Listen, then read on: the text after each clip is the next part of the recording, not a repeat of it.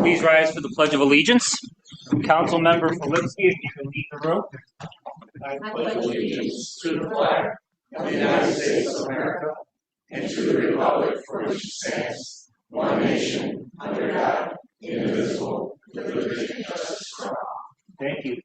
Please remain standing for a moment of silence for our veterans.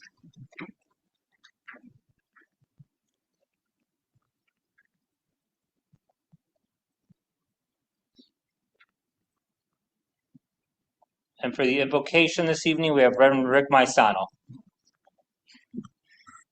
As we stand here before you, Lord, we just pray, Father, your blessing upon this meeting.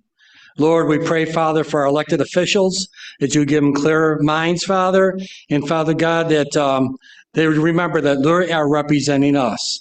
So, Lord, bless this meeting. We ask your blessing upon those officers to be sworn in today.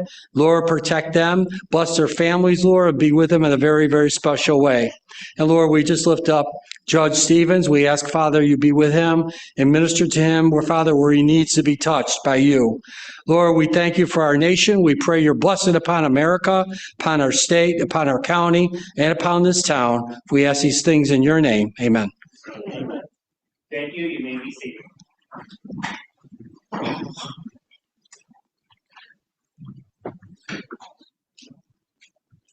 Councilmember Barbara Bukowski. Here. Councilmember Diane Benchkowski. Here. Councilmember Anthony Filipski. Here. Councilmember Michael Jazinski. Here. Councilmember Brian Pilarski. Present. Councilmember Vernon Thompson. Here. Supervisor Brian Nowak. Present. All are present. Okay. Thank you all for attending the August 14th Town Board meeting. We're going to begin our business this evening with a pair of presentations with proclamations, the first of which will be for Doug Wazura and Megan Hannon. I hope okay, Hayen, regarding the Wall of Honor. So if I can ask the Town Board to come before the dais, and if we can call Doug and Megan up front.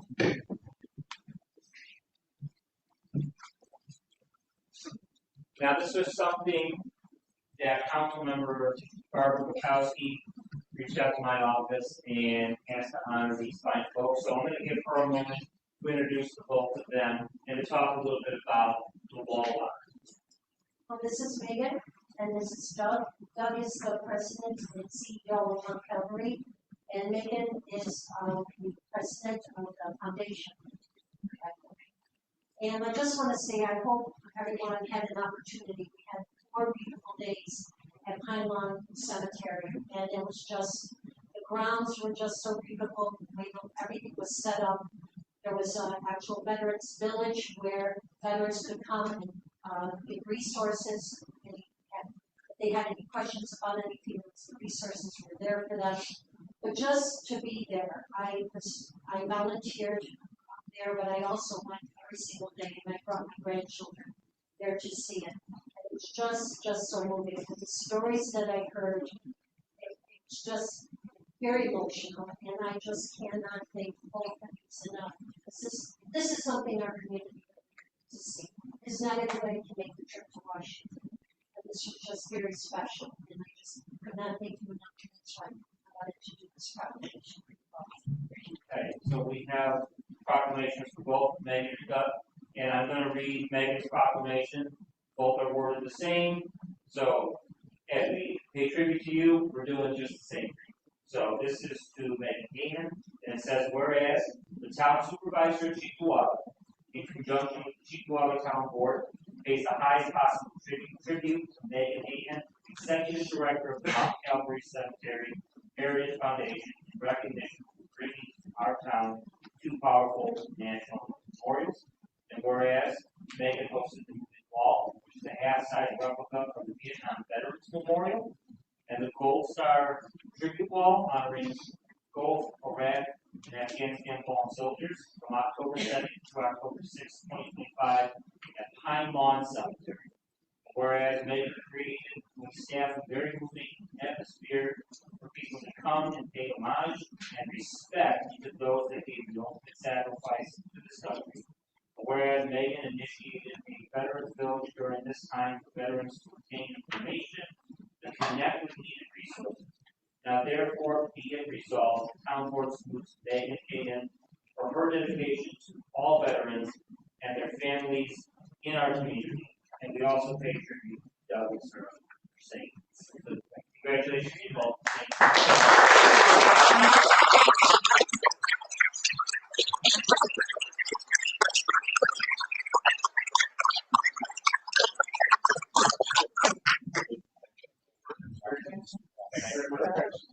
If I can ask the town board to remain up front,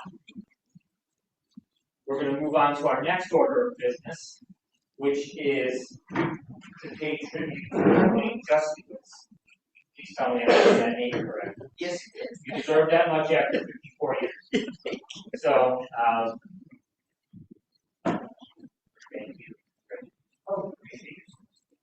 So Elaine here spent more than 50 years serving the community here in the town of Cheektowaga as a crossing guard. So, prepared a proclamation for her. I'm going to read that. It says, whereas the Supervisor Cheektowaga, in conjunction with the Cheektowaga Town Board, pays the highest possible tribute to Elaine Justice upon achieving 54 years of employment in the town of Cheektowaga.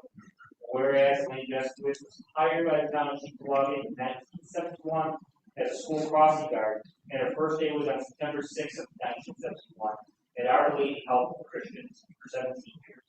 Whereas Elaine got her second permanent assignment at the Marydale School District for 12 years. Whereas Elaine has held her current position as a dedicated crossing guard at the Woodrow Wilson Elementary School for the last 25 years. Whereas Elaine has lived in Cheektowaga her entire life. She went to St. Joseph Grammar School and then graduated from John F. Kennedy High School. Been married for 57 years, and they have 2 children and 5 granddaughters. Elaine loves to sew with a hobby, and now therefore be it resolved that the town board honors Elaine Justice on achieving 54 years of employment with the town of Cheektowaga at a ceremony at Town Hall on Tuesday, October 14, 2025, and thank her for her dedication to the safety and well-being of Cheektowaga school children. And we all wish her a long and happy retirement.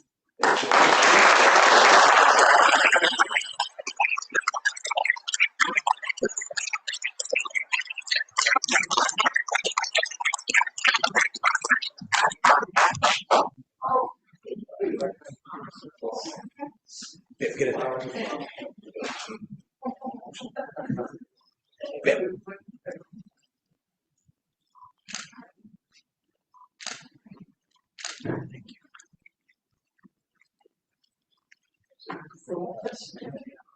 Thank you again. Thank you.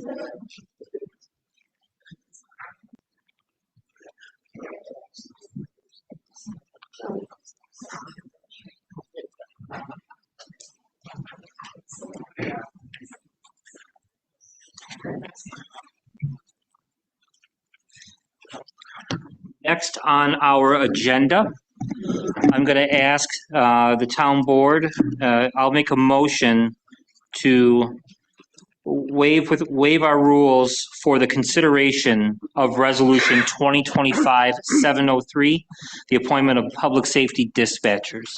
Do I have a second? I'll second. We got multiple seconds. All in favor? Aye. Any opposed? Carries unanimously. Madam Clerk, if you could take up the resolution, it's 2025-703. Resolution 2025-703, sponsored by Councilmember Thompson, seconded by Supervisor Nowak. The following be and hereby are appointed to the position of Public Safety Dispatcher in the Police Department at a salary in accordance with the collective bargaining agreement between the Town of Cheektowaga and the Town of Cheektowaga Public Safety Dispatchers Association, effective October 15th, 2025. Haley Grazik of Cheektowaga, New York, Paige Jajerski of Alden, New York, Nicholas Allman of Orchard Park, New York, and Julia Woods of Buffalo, New York. To be in compliance with our local law, known as the residency law, we will hereby order that 3 of the appointees move into the town of Chickawaga within 1 year of the date of this resolution. Right? On the question, all in favor? Aye. Any opposed? Motion carries. And I'd like to call the chief of police to the podium. Good evening. We all know that being a dispatcher is not an easy job. They are our lifeline between the citizens of this town and our officers out there and our firemen. Very important job, very unrecognized as they go forward. But I want to introduce to you our new 4 new dispatchers. First, I'm going to start off with Haley Grezik, if you could stand up. Haley's in the back there. She has a bachelor's degree in veterinary technology from Adai. She's working as an EMT with AMR. And fun fact here, she's going to be joining her twin brother working in dispatch.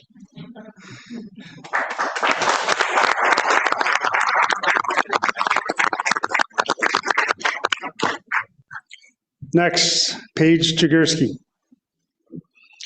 Paige has a bachelor's degree in forensic criminology from SUNY Canton. She's currently the shift manager at the Pink Cow in Alden. If you've never had their ice cream, it's amazing. Welcome to the team.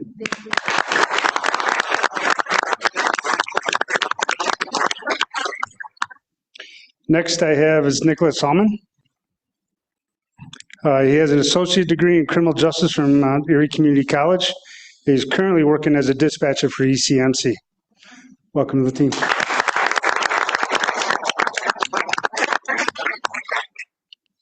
And last but not least, Julia Woods. She has an associate degree in medical administrative assistant, and she's currently working at Springbrook Family Dentistry as a front desk associate.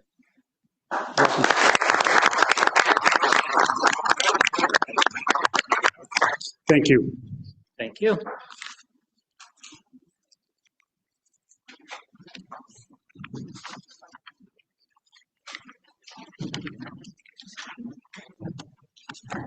Congratulations.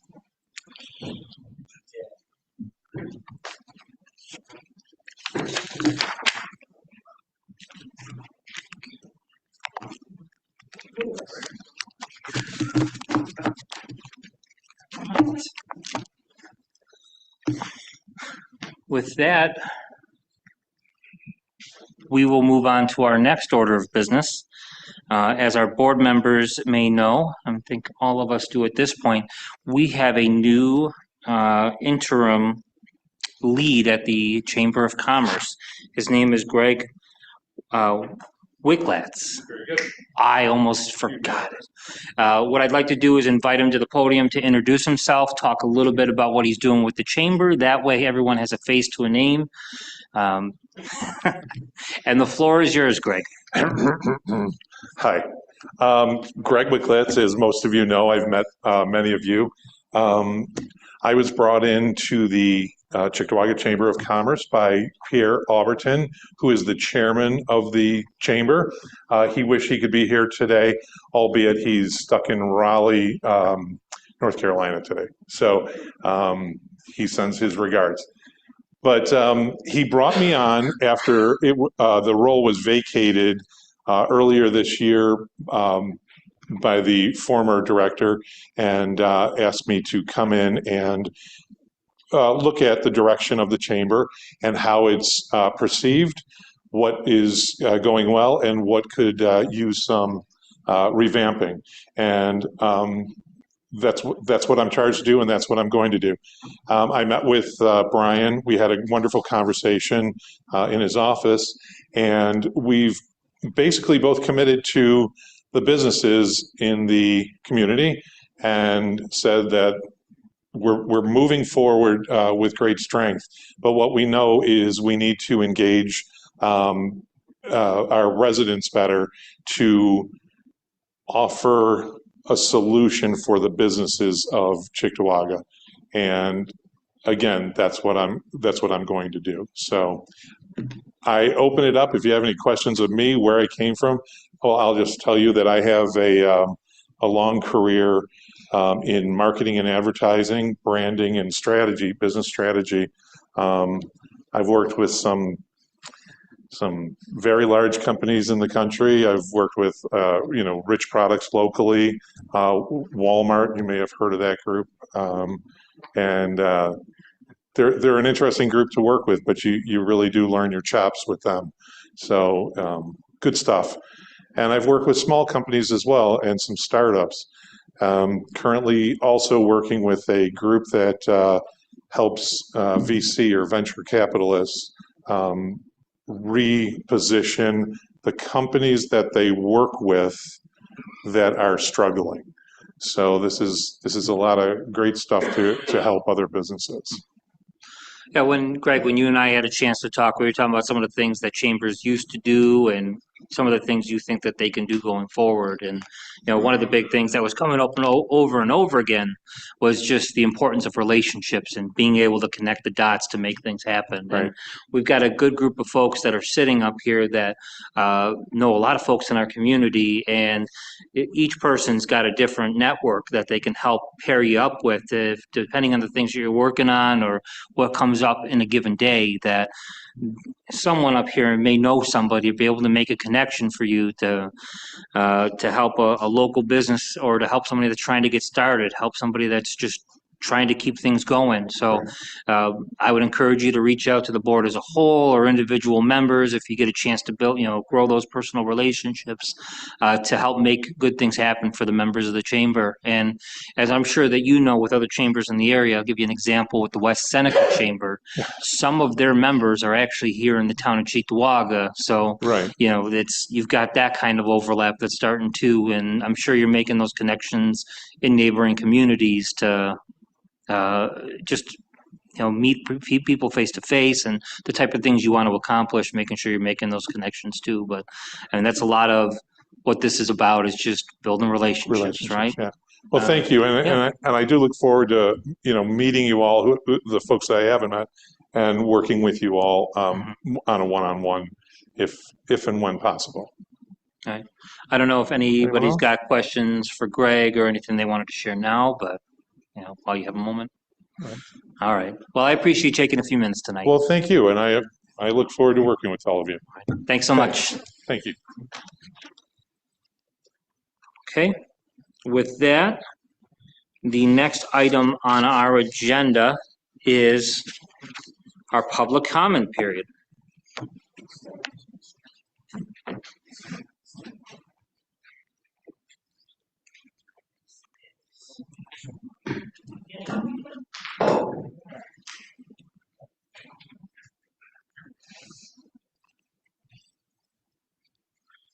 We have two individuals signed up for public comment this evening. The first will be Dan Collender.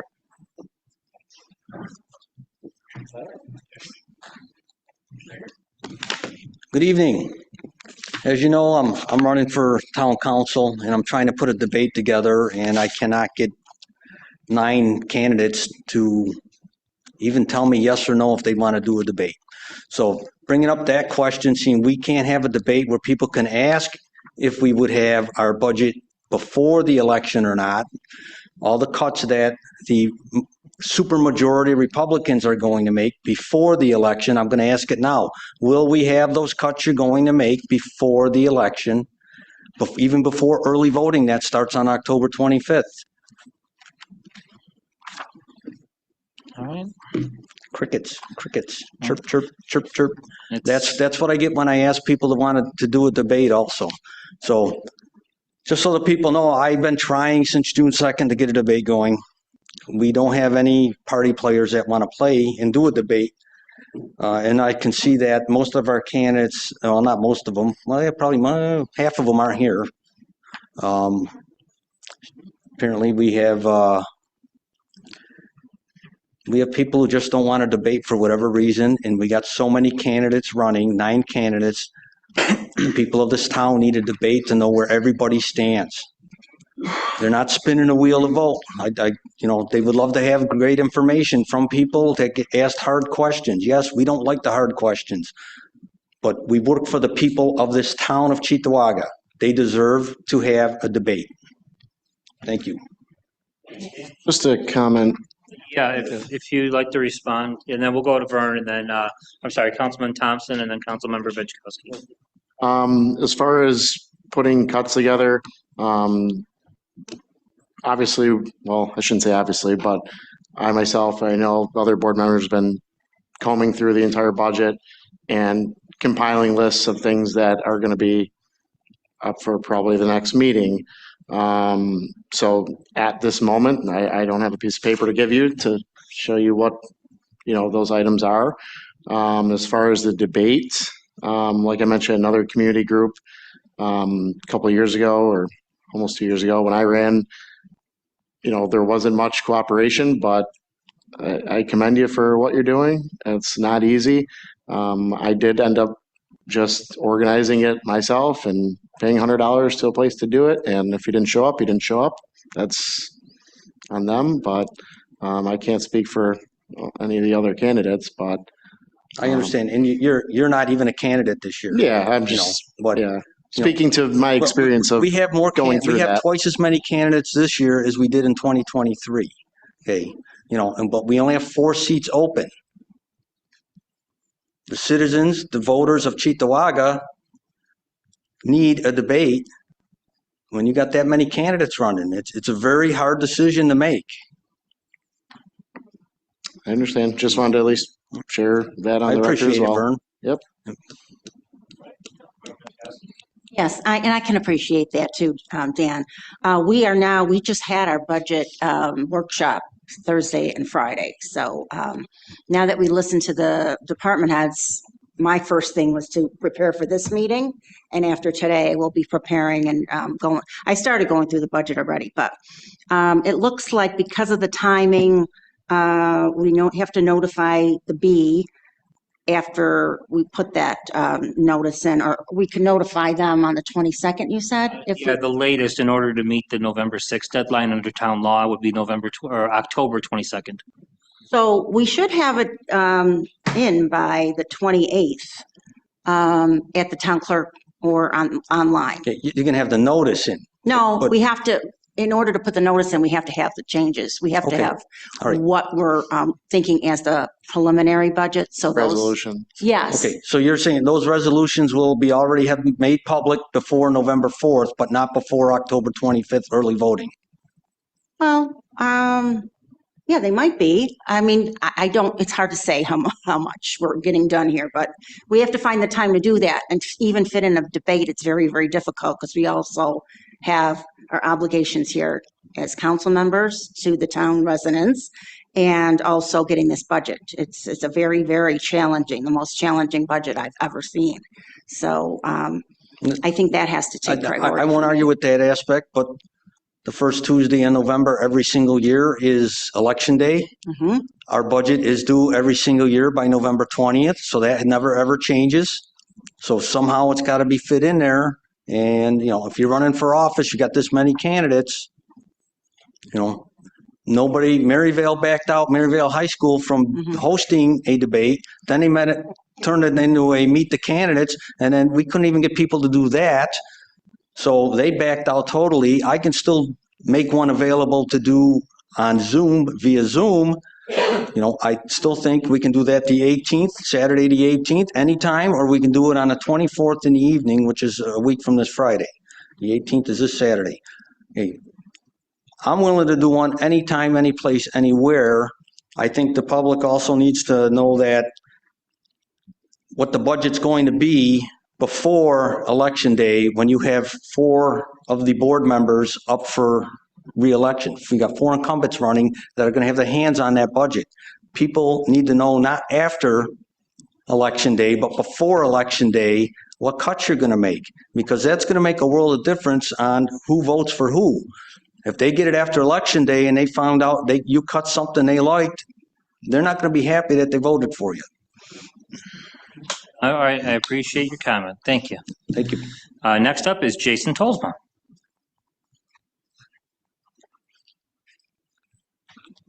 Good evening, everyone. I just wanted to comment on Resolution 2025-713, which is the first one under the suspension of rules. This is just the agreements with the New York State DOT. You all received the email for the agreements.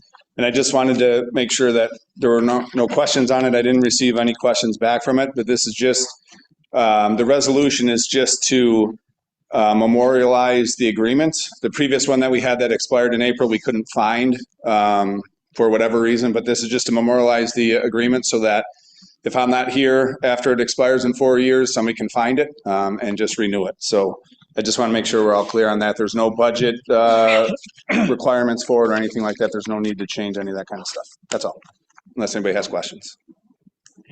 Council members. Okay, thanks. Okay, thank you.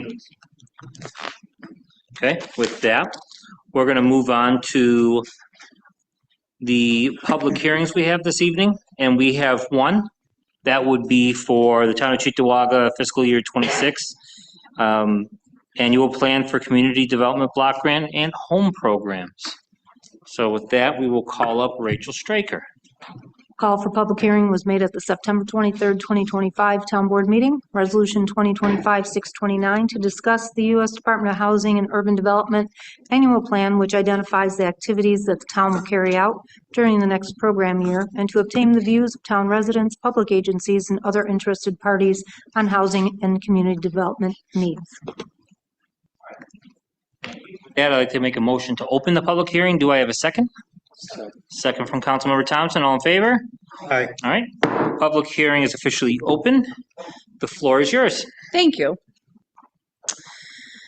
This public hearing is to review HUD-funded programs and receive comments on the Town of Cheektowaga's use of its annual entitlement allocations, including Community Development Block Grant and Home Investment Partnership Program funds.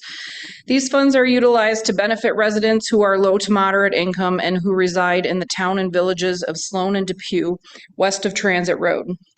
On an annual basis, the town receives an allocation of grant funds from the U.S. Department of Housing and Urban Development. HUD funds are extremely beneficial to the town to fund needed community services and accomplish necessary projects that would otherwise have to be funded by the town. The fiscal year to utilize these funds is from April 1st, 2026 through March 31st, 2027. Based on comments received from this public hearing and throughout the 30-day public comment period, the town will create a draft annual action plan to be published on the town's website, at the 2 town public libraries, in the town clerk's office, and in the villages of Depew and Sloan Clerk's Office on December 23rd, 2025. Citizen comments will then be incorporated into the final submission to HUD. Next slide, please. In prior years, the town was awarded the following funding. Utilization of a portion of these funds for our housing rehabilitation program has generated program income through loan payments, which in turn is used to fund additional projects. Program income is also generated from the repayment of loans issued through the Cheektowaga Economic Development Corporation. These funds are reserved to further assist businesses moving into or expanding business in Cheektowaga. Next slide, please. All activities utilizing CDBG funds must meet one of the 3 HUD-established national objectives. Prior to committing either CDBG or home funds to any activity, we review submitted proposals for compliance with acceptable federal and HUD regulations. Under agreements with the villages of Sloan and Depew, the town receives and administers CDBG grant funds on their behalf, and approximately $137,500 of the annual grant, based on population percentages, goes to the villages for their designated projects. Next slide, please. Next, we will review our 2024 program year accomplishments. Next slide. Administration costs include staff costs, fringe benefits, supplies, and equipment, training and audit costs associated with planning, oversight, reporting, and implementation of HUD-mandated programs. HUD regulates these costs cannot exceed 20% of our annual grant, plus 20% of program income received in the prior year. Next slide, please. Attached are our housing rehabilitation associated activities. $153,395 of CDBG funds, $493,000 of home funds, and $163,000 of New York State Affordable Housing Corporation funds were expended on 24 single and multifamily units through our residential rehab program, emergency program, handicap accessibility program, and sump pump assistance program for a total of $809,000. Next slide, please. We continued our acquisition rehab new construction program utilizing home investment partnership funds with the assistance of a community housing development organization. As part of this program, we also work with the Buffalo Erie Niagara Land Improvement Corporation, or BENLIC, to acquire vacant parcels and tax foreclosed residential properties. Vacant lots are then utilized for construction of new affordable homes, and residential properties will be rehabilitated. Both will then be sold to income-eligible first-time homebuyers. While we didn't complete any units, we did acquire one dilapidated vacant property to be rehabilitated and subsequently sold to an income-eligible first-time homebuyer. Next slide, please. We have continued our successful partnership with Supportive Services Corporation for weatherization services provided to existing low-income owner-occupied and rental housing. 46 units were assisted with this funding in 2024. Next slide. Public services is our next category of activities. Under HUD regulations, public service activities cannot exceed 15% of our annual grant allocation.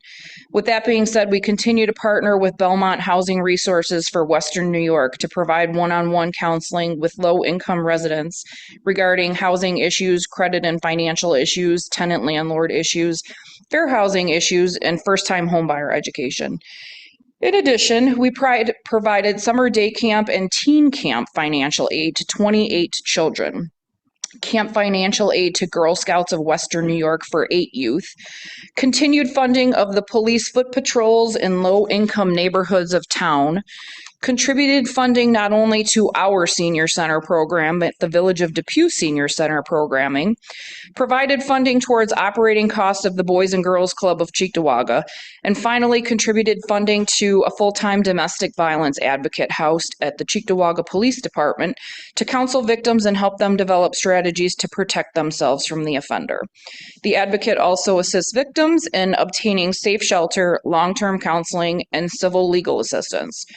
If necessary, the advocate will also accompany the victims to court. Next slide, please. Improvements were also made to public facilities and infrastructure in HUD-designated low-mod income neighborhoods in the town, Village of Sloan, and Village of Depew west of Transit Road. These improvements included Shanley Street curb replacement in conjunction with a complete street overhaul, with an estimated 690 people benefiting from the project. Installation of new ADA-compliant elevator at the Alexander Community Center. Peachtree neighborhood tree plantings in conjunction with other neighborhood infrastructure improvements. The Village of Depew also replaced sidewalks with an estimated 925 people benefiting from the project. And finally, the Village of Sloan executed Razin Park improvements with an estimated 810 people benefiting from the project. Next slide, please. In conclusion, if anybody has any comments beyond today, they can reach me either via email or at the office phone number. Does anybody have any questions? We'll open up to the board if there's any questions. We'll start with Councilman Filipski. One real quick, the sump pump thing. Yes. Does that help with the consent order at all? Do you know? Well, in a roundabout way. Every time we do a rehab, we make sure that their floor drain is not cross-connected. And if it is, we cap it off, and we also make sure that they have a sump pump that's in compliance. Okay. So we do that as part of every rehab that we do. While it's a small percentage of what actually needs to be done, it's one every time we do it. So Something's better than nothing. Yeah. Thanks. Mm-hmm. Other questions from council members? thank you for the presentation and just a couple of questions. Did the low mod areas change at all from year to year? Yes, usually they change every 5 years. Just this past October, HUD issued updated maps. There was a significant change this time around. A lot of areas that were previously low mod now fell off the radar, but we also gained some new ones. The village of Depew came back. They previously didn't have anything on the side of Transit Road, and the Fireman's Park area is now back on. The village of Sloan had low mod areas, and all of theirs fell off. It literally reminded me of throwing sticks up in the air and they just fall wherever. The same thing with the Eggert Road area. That was previously a low mod area, and now it is not. And then there's a couple other ones in between that never were. So it really did change this time around. Yeah, I know we've talked about the Eggert area. Yeah. I was wondering, do you know if the Walden area is on there near Walden? That one was not, and that one came back on. Yes. Okay. Yep. So like I said, we're in the process of starting our the whole budget thing. So if you have any ideas about something that you want to see done in an area or something like that, we can always discuss it. All right, thank you for that. Utilizing funding on government buildings. No. What about the Alexander Center? That's considered a community center, and it was for ADA improvements. It was the community center in the low mod area that made that qualify because of the Boys and Girls Club and Youth and Rec. Okay, just want to make sure.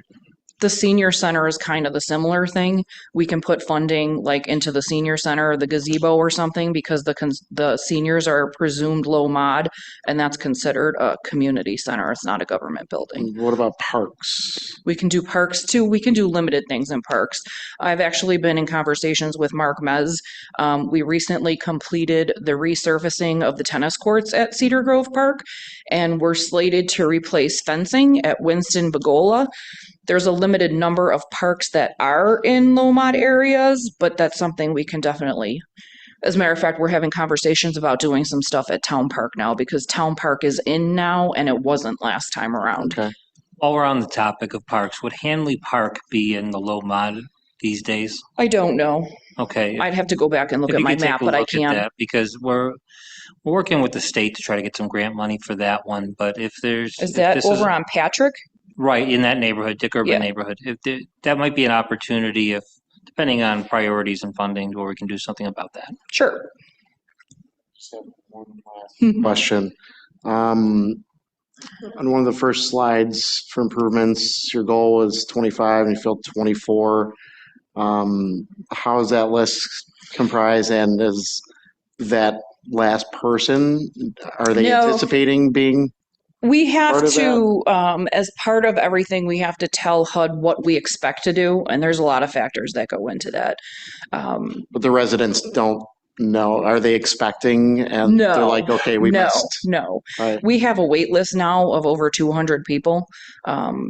We're doing what we can, but we've been seeing a lot more expensive rehabs, sewer issues, foundation issues, and the more intricate the jobs are, unfortunately, the less time we can put on other jobs. So we actually just applied for a $650,000 New York State grant also to help with the rehab money.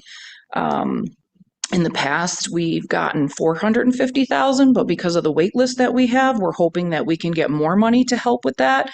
But we're kind of constrained by staff too. I only have one code enforcement officer full-time and one part-time. So, but we just work down the list and do what we can. Great. Thank you, Rachel. You're welcome. Thank you. Councilman Pilarski? Be able to email us all that map with the new HUD territories in the town? Yep. Thank you. And like I said, we just sent out to the departments and all the subrecipients that we deal with on an annual basis, and their requests are due by the end of the month. So if anybody has any ideas that they want to discuss after I send the maps out, now is the time to do it because we can formulate that into our plan before we send it out for comments. Last follow-up, just to be clear, you don't decide the HUD areas, the town No. doesn't decide. No, the HUD federal decide- government. Right. It's based on census numbers. Right. And then they have another survey that they do offsetting years to kind of update the information. So HUD dictates. Yeah, I remember Foot Patrol, how Yeah. it was pretty steady, like Yep. 3 zones, and then all Yeah. of a sudden it was like, Yeah, I don't know what happened this October, but everything is literally all over the place. Anybody else?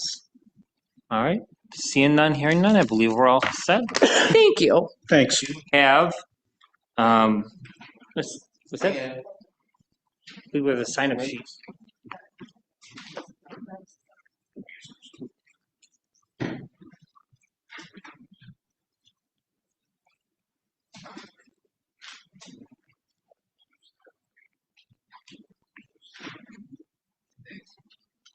Is your question addressed? Are you all right? Yeah, I'll talk after the meeting. Okay. Just want to recognize that we have no one from the audience signed up to speak in this public hearing. Would anybody like to speak? All right, we'll put you on the list, Mr. Collender. Yeah, actually, I can make it ask right now. Okay, yeah, if you want to come up first. You remember your last name? Burkhardt, Dave Okay, Burkhardt. thanks, Dave. I just had a couple questions. As far as the weatherization program, you said it could be a owner occupied or a rental property. Does that mean somebody from out of the area can rent that property and they would get free weatherization for their house? It's not the owner that gets it. If the renter qualifies as low income, they can get things such as weather stripping, insulation, stuff like that for their unit only. But it has to be, the unit itself has to be in Right, Chickawaga. but it could be some rich guy from New York City that's benefiting from this. Why can't we just let them pay for it? Why should it be our tax money? The tax or the renters go through an income eligibility process, just like the homeowner. That's just always how it's been set up. I know, Yeah, I've but we seen can it. look into that. Yeah, We don't operate that program. We have somebody that operates it for us. Right, and I've seen them get new furnaces and water tanks, and it's an awful lot of money for some, and I've seen it where the landlord could be some rich guy in New York City that owns the property, and they get all sorts of stuff for their rental properties because they have low-income people living in them. Yeah, we actually don't see a lot of renters that get that. So Supportive Services, the weatherization company, actually has a wait list longer than ours. They can only operate based on the funding that they get. They get NYSERDA funding and they get our funding and they get funding from other sources also. And majority of the people that go through the weatherization program are people that go through our program also because they need something, and that kind of makes our money go farther by going through the program. They can do a furnace, they can do a hot water tank, and that's all the more that we can do that we don't have to do. But I'm curious about the rental thing. I don't see a lot of renters, but I'm going to go back and double check that from last year. I retired from National Fuel. Oh. We used to see that. I mean, believe me. I mean, there's a lot of programs too. There's the heat program. You can go to National Fuel if you have an emergency. NYSERDA, there's NYSERDA contractors out there, so. Can I ask you one more question? Mhm. As far as taking a dilapidated house and rehabbing it and then selling it to low-income people, I mean, do you lose money on it then? Everything, all the money you put into rehab, and then you sell it to a low-income person, which, I mean, do you put like $60,000 into a house and then sell it for 50? Do you actually lose money some of those times? Sometimes. I mean, it's kind of foolish, isn't it? Well, that's the purpose of the funding though, specifically for affordable housing. They want us to spend money to create affordable housing, whether it be to build a new house, rehab an existing house, build rental properties. Sometimes, we've done projects where we put money into a rental property. We subsidize part of it. We don't do the whole thing. But the whole purpose of the funding to us is to create affordable housing. Wouldn't that money be better served if you just give a stipend to Habitat for Humanity, let them build it? We've worked with them. And then this way it's, you're not losing the money. There's strict HUD regulations too, like they mandate how much we can put into it, how much we can provide as a subsidy. There's strict federal regulations on every aspect of it that dictate what we can and can't do and how much we can put into it. And it still has to be affordable in the end. I would say if you look at a house and say, this is gonna cost too much to rehab, just tear it down or something. If you do that, I mean, I'm okay with it, but Well, we can't, like I said, HUD dictates how much money we put into a property. So if it was that bad that it was falling apart, it would be over that threshold. We wouldn't be able to do it. okay. All right then, thank you. Everything we do is managed by the federal government. Thank you. Thank you. Thank you. And Dan Collender. Sorry, Dan. It's fine, it's fine. I got a simple question. On the HUD map, will that be put on the town's website? It's You know- on the town's website under community development. Okay, the latest one's on there? It should be, yeah. Okay, thank And you. if for some reason there's an issue when it's not, you can just email me and let me know, but I'm pretty sure it is on. Okay, thank you. All right. Anybody else before we motion to close the hearing? Going once, twice? I'd like to make a motion to close this public hearing. Do I have a second? Second from Councilman Pulaski. All in favor? Aye. This public hearing is closed.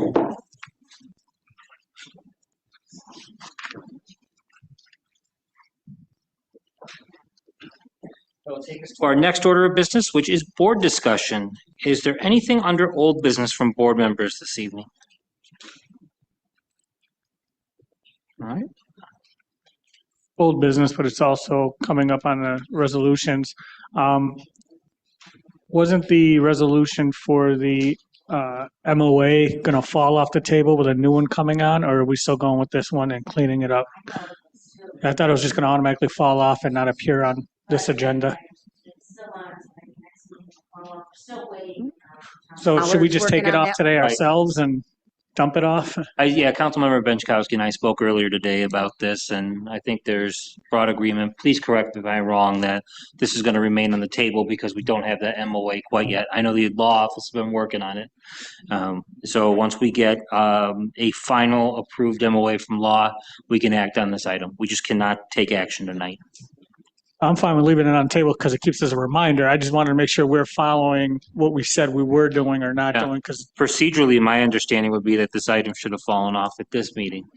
So it shouldn't, as I understand our change in rules, it shouldn't even be here. So, but it's, as long as we're not taking it off, no harm, no foul. I also, Yes. Councilmember Benchkowski? I thought that Dennis had mentioned at the budget workshops that he was going to do a presentation today to us with his recommendations. Comptroller did mention that. Yeah, and he's not. Not with us right now. Because I'd like to hear his recommendations, because we're working on that budget, and by the time the October 28th comes around, it might be a little late. So we should really ask him for his recommendations. Understood. Reach out to the comptroller and we can have him present on the 28th. And if there's desire from this board to call a special meeting, I'd be happy to do that for the purposes of his presentation. Okay. All right? Thank you. Do we have anything else on old business? Okay, we're going to move on to new business. Anything from council members?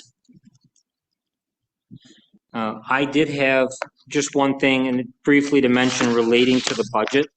I left in front of everybody something I found going back to 2019 with the fund balances.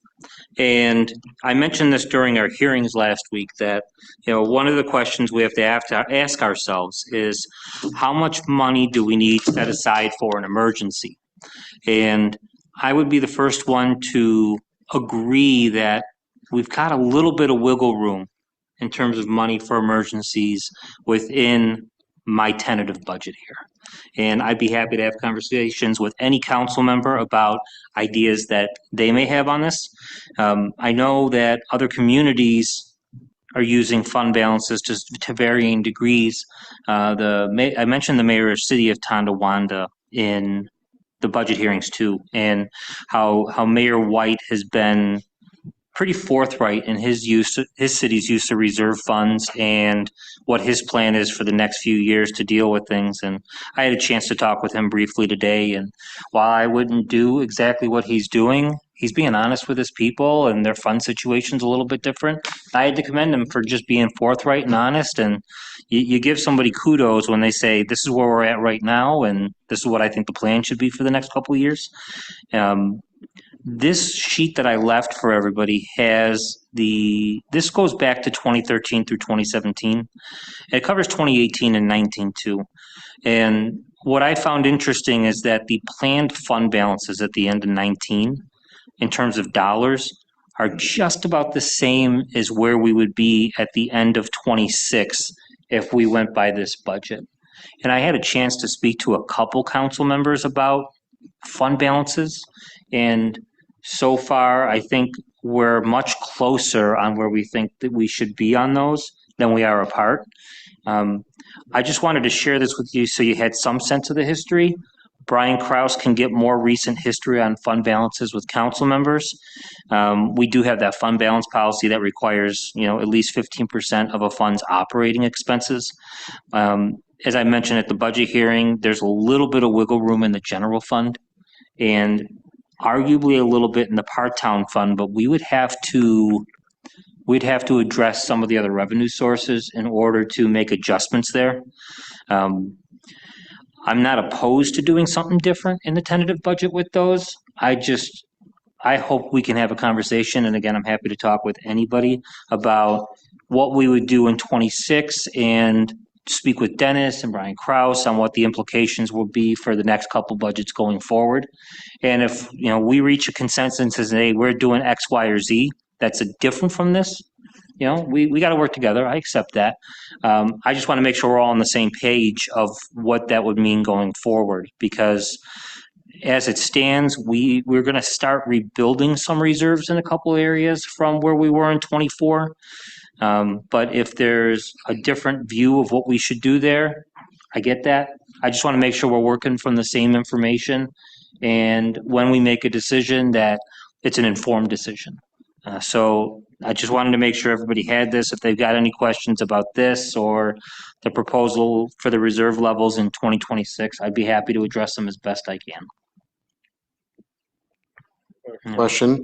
So in the event of an emergency, what is the timeline look like as far as securing, say, a bond? That's something I would have to speak to Brian Kraus about. I don't know if he can answer us now. Brian, do you have a sense of the timeline for short-term borrowing or longer-term borrowing? I mean, if you're talking about doing like a short-term note, we've never really done anything where we've had to do it in short order due to maybe a stressful situation. I would have to research that, but I would think that you need to do, generally, you need to have an authorization by the board to issue any sort of debt. So it would take at least a board meeting in order to, I think, call for a public hearing. Some of them you have to call for a public hearing, like in the special districts, and have a public hearing. Some of them for ad valorem or general fund, you just have to, have the resolution and then wait a certain time frame. It's usually like a 30-day and plus an additional 20 days, I believe. So I don't have the exact facts, but it's usually a couple month process in order to do a proper authorization. I'm sorry, Brian. I was going to mention that with the sewer district, I know that takes an extra resolution, and whether it takes a little bit more time, but it does take an extra step at least. So if we were to use reserve funding for an emergency, you're saying that if it's from the general fund, there's not board approval needed? No, I didn't say that. I said that, there's not a public hearing required. The public hearing is required when it's related to the sewers in the drainage district. But for other debt, you still have to have approval by the town board in order to approve and authorize the bonding.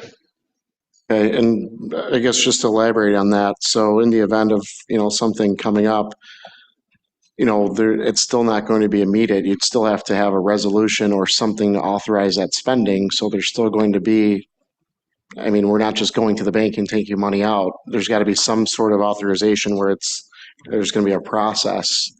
And that's where my thinking is, does it need to be at 15%? Because my thought is, yes, we're overtaxing to a degree to have a savings for those rainy day events, but does it need to be 15%? Because if we're going through a process to authorize the funding, what's the difference between authorizing a bond for, a serious event as opposed to just taking it from the reserves?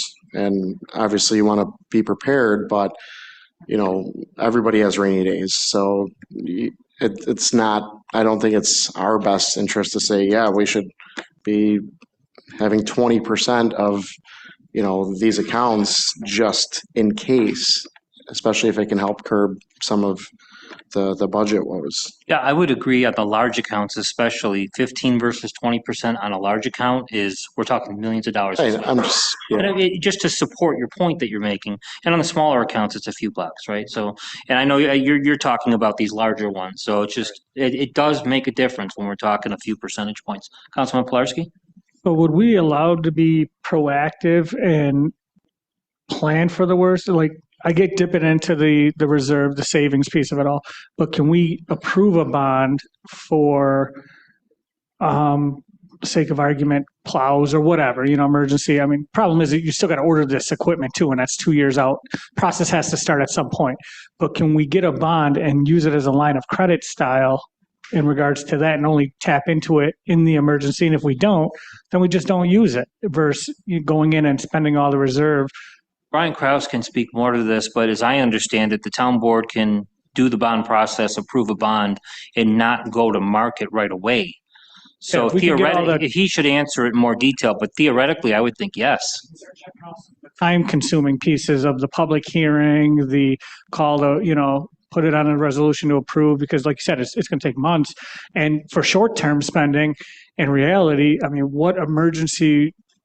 it's all long-term spending because we won't have the cash on hand to address that short-term spending anyways. We don't have the cash on hand immediately because we didn't collect enough taxes for that problem. So that problem would become long-term and be on the next budget anyways. I think that's kind of the direction I'm getting at. Short-term spending isn't even an option because it's long-term spending. I mean, it's a great idea to discuss. I guess one of the concerns I would have, and there might be a certain irony coming from the town supervisor, I would be concerned about the precedent that says to approve a line of credit. And let's say the person after me has a different outlook on things and says, oh, the board approved this line of credit, they already gave me permission, then you give that supervisor $1 million to just go charge up a credit card, so to speak. I think the town board would maintain more of its power. Maybe I'm wrong, but I think the town board should maintain its power to say that if they were to approve that, make sure they have a policy at least set in place to say you got to come to the board for that spending to rein in. Spend it. Yeah, it's still got to be approved by 4 members of the board. I understand, but just to make sure that you don't do anything that gives your supervisor unilateral power to do something that you don't want to happen. And I would think you would agree with that. It's just that it just raises a red flag for me without, you mentioned the procurement policy. If that deals with it, you already got the bonding taken care of. Great, Yeah. Yes, off of what Vern had said, I have some concerns about all this money we're kind of holding from our taxpayers, and we're collecting interest on that, right, Brian Kraus, if it's undesignated? Certainly, yes. And our taxpayers aren't. So if we're holding this, is it a lot? I think it might be.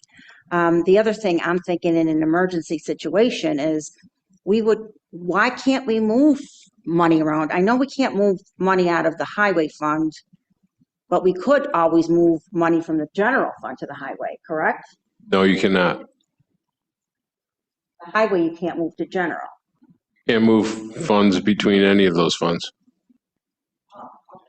So you have to stay within those funds, okay. And I mentioned, with the highway fund and the Par Town fund, I think is opportunities. With the presentation last week, we saw the undesignated share of the garbage fund going down over 4 years. Not a lot, but there was a downward trajectory over those 4 years that's gotten us to around 15% projected at the end of 26.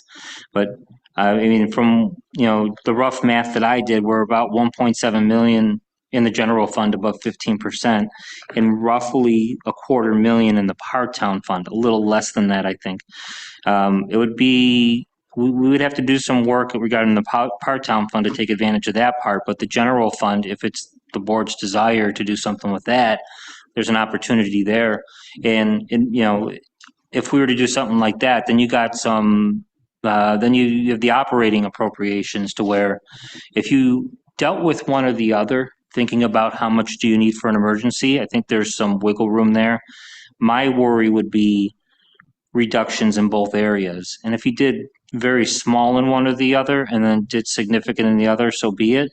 But if there were significant reductions in both areas, then you get to the question of, are we really ready for something that comes up? If you leave the highway fund as it is and you have room for emergencies there, same with the sewer, but if there's an unexpected expense relating to the general fund where we need to buy some equipment, we need to do something for the dispatch office, let's say equipment goes down there, technology related, maybe there's a grant match we want to do.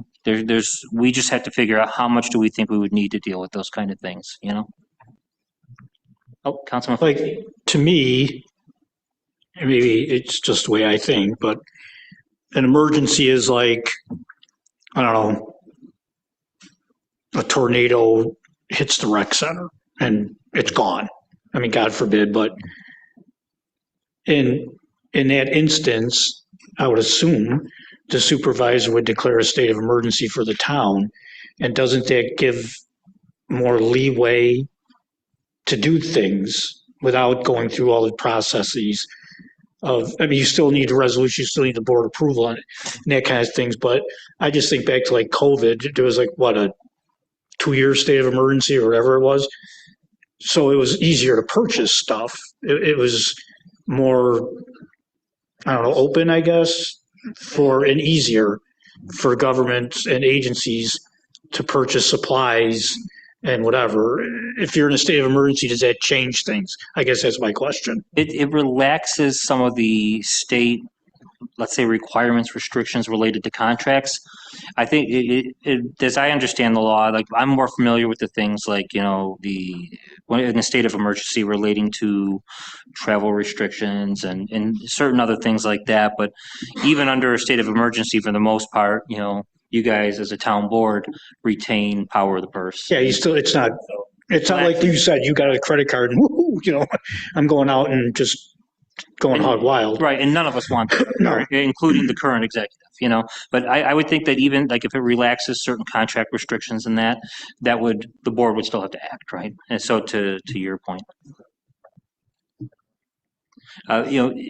With going back to how much we keep in reserves, I mean, part of the philosophy behind limiting how much reserves there are is if these grow, let's say 30-40% of the year's operating expenses in something like the general fund, at some point you have to ask yourself, why are we asking the taxpayer to give the town an interest-free loan? We have money going into New York class now, and I did meet with a couple of folks about an alternative to class where they're claiming that the interest would be an 8 basis point advantage over New York class. So that might give us an opportunity to boost our interest earnings a little bit more. But despite that, we still have to ask how much money do we want the taxpayers to give the town in an interest-free loan, and finding that happy medium between, being ready in the highway fund or our sewer and drainage funds, and especially the garbage district for unexpected expenses. Next year, we're going to have to deal with a new contract or a renewal of some sort relating to our transfer station, and that can cost some extra funds that aren't in the budget right this second. So having a little bit extra in the garbage district is a good idea. I think we're in good shape in a lot of these other funds. I bring it up because I know we have disagreements on this budget. I just want to make sure we're all openly talking about this and we're all working with the same information. I think we could get hit with two different types of emergencies. Emergencies we can address right away. Hey, generator goes down, or, roof collapse. We could address those immediately, fix them, boom. Then we got the other type of emergency of, sanitation truck catches on fire because there's batteries in or cell phones in the back or whatever may ignite it, or a plow gets into an accident and we have less inventory of those vehicles. That's a longer turnaround emergency because then we have to put them out to bid. There's a process for all that stuff versus just calling and putting a quick, we need a bid for a generator install or whatever, or a pump, over near one of the sewer places. So there's two different types of emergency. We need to have a plan on how to address them. I definitely agree. Some of these, fund balances, we should bring down a little more to get to our mark, and there's others that we need to build up to that mark that we're going to be under. So we need to, in a way, also be a little proactive, which we're not, because if, God forbid, there's the bigger emergency that takes time. We don't have anything in the queue right now or a plan to start ordering trucks for sanitation or for highway plows. Yet we know these are issues that we are facing right now, and they can go down at any moment. Not that it's the end of the world and everything's crashing and burning with those things, but it does take one time for something to go down, and now we're in an SOL type of situation because it's going to take 2 years out. So we need to be a little proactive on that and address it now than being reactive, is just my belief. And I don't want to rehash what I said at the budget hearing about leasing and bonding and all that. I've said my piece, and we talked about that earlier today too, Diane. But, anything else from council members on this? Budget related, yes. And I may have missed this, but I know we did speak about capital funding in this budget for capital projects going forward. Is that something on the forefront? Are there certain projects? That's a great question. We've got existing projects we've got to finish up, and that would get to the question of some of the reserves for the master drainage district and a resolution we actually have for consideration tonight. We've got some other things going along. There were a few resolutions relating to Beal, the work that needed to be done there, Jane Trudy Seal. We had Raymond, that was also up for consideration. Those are all things that I think we have to talk about. But when we get to next year, we should talk about the existing funding that's there.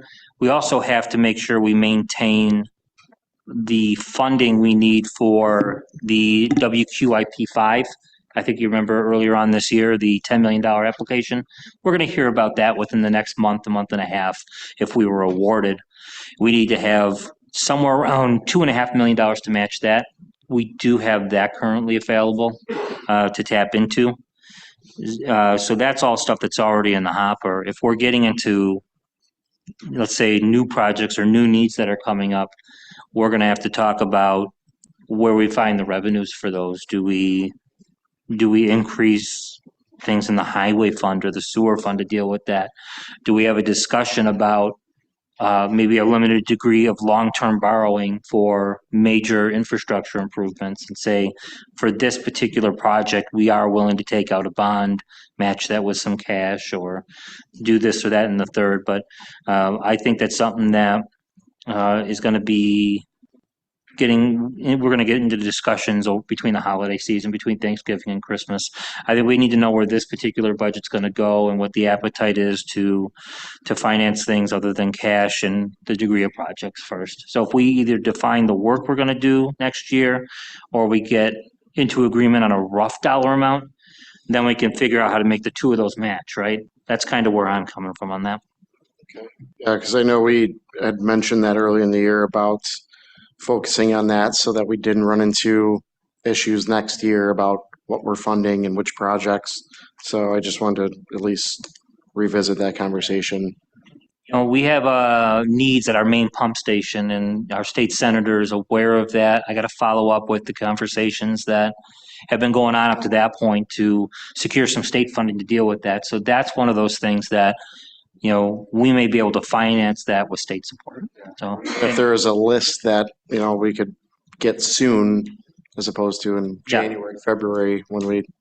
Ideally, I would agree. Ideally, before we get out of here for Christmas, that we would have a list that we have general agreement on. And we can always tweak that around the reorg meeting or sometime in January. But if we've got something we agree on to say, this is the dollar amount we're willing to work within, the list we're going to work on next year, we're off to the races with a start, and we can avoid these issues, the growing pains that we've had the last couple years.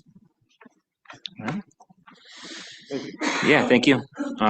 If there's nothing else, I will take us on to the consent agenda announcement. A consent agenda is contained in this meeting. The consent agenda is designed to assist making the meeting shorter and more efficient.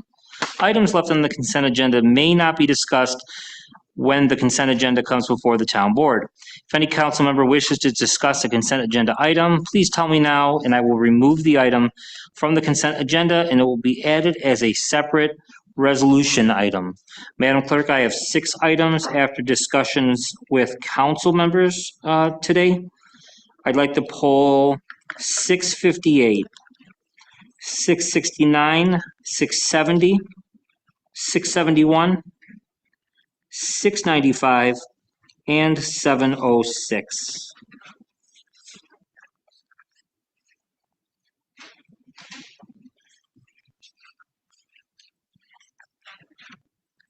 May I add 704 to that, please? 704.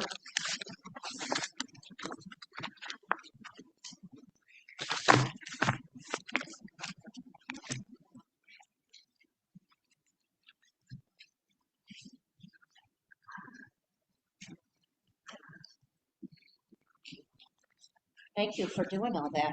We did it ahead of time. We talked about some of those, so. Got to work as a team up here. Yeah, you know? we do.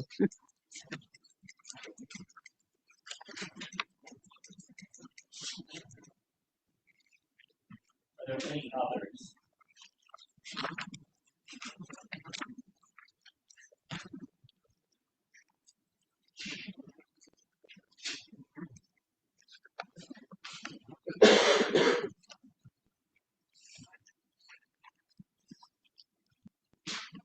Still with us? Does he want to pull anything or? Clerk, could you repeat those just so we make sure we have them all?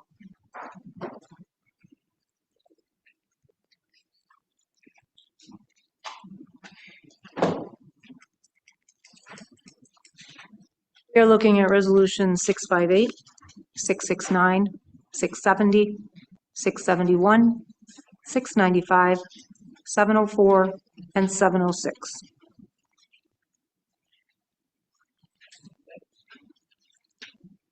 I think we're all set. One last opportunity for council members. If there's nothing else, we'll move on with the agenda, or we'll move on to the clerk to amend the agenda, rather. Can I have a motion and a second to approve the meeting agenda? Do I have a motion? The motion. I'll second. Supervisor Nowak, seconded by Councilmember Bukowski. All in favor? Aye. Have some items that were on the table. Is there a motion or a second to move resolutions 2025-624 and/or 628 to the table for consideration? I'd like to move 2025-628 off the table. A second.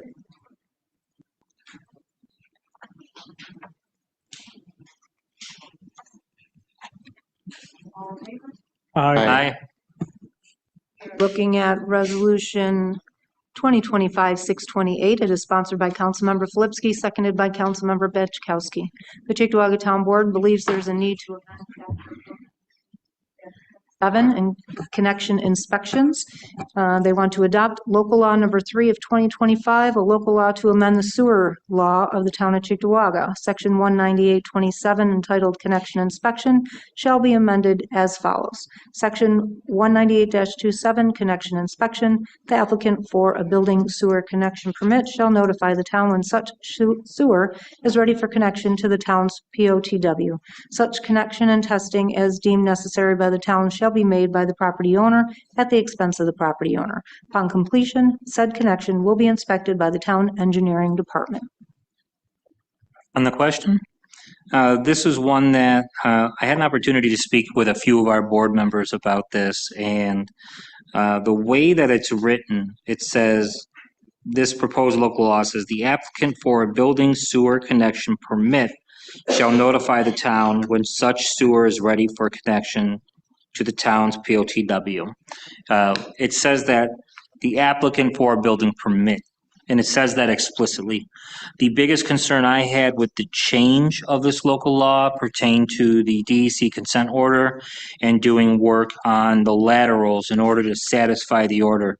Councilman Filipski, Councilmember Bukowski, and I sat down for a few minutes yesterday just to talk this through and some of the implications from this, and we're all on the same page in understanding what this means. And I also think the language is pretty explicit where it says an applicant.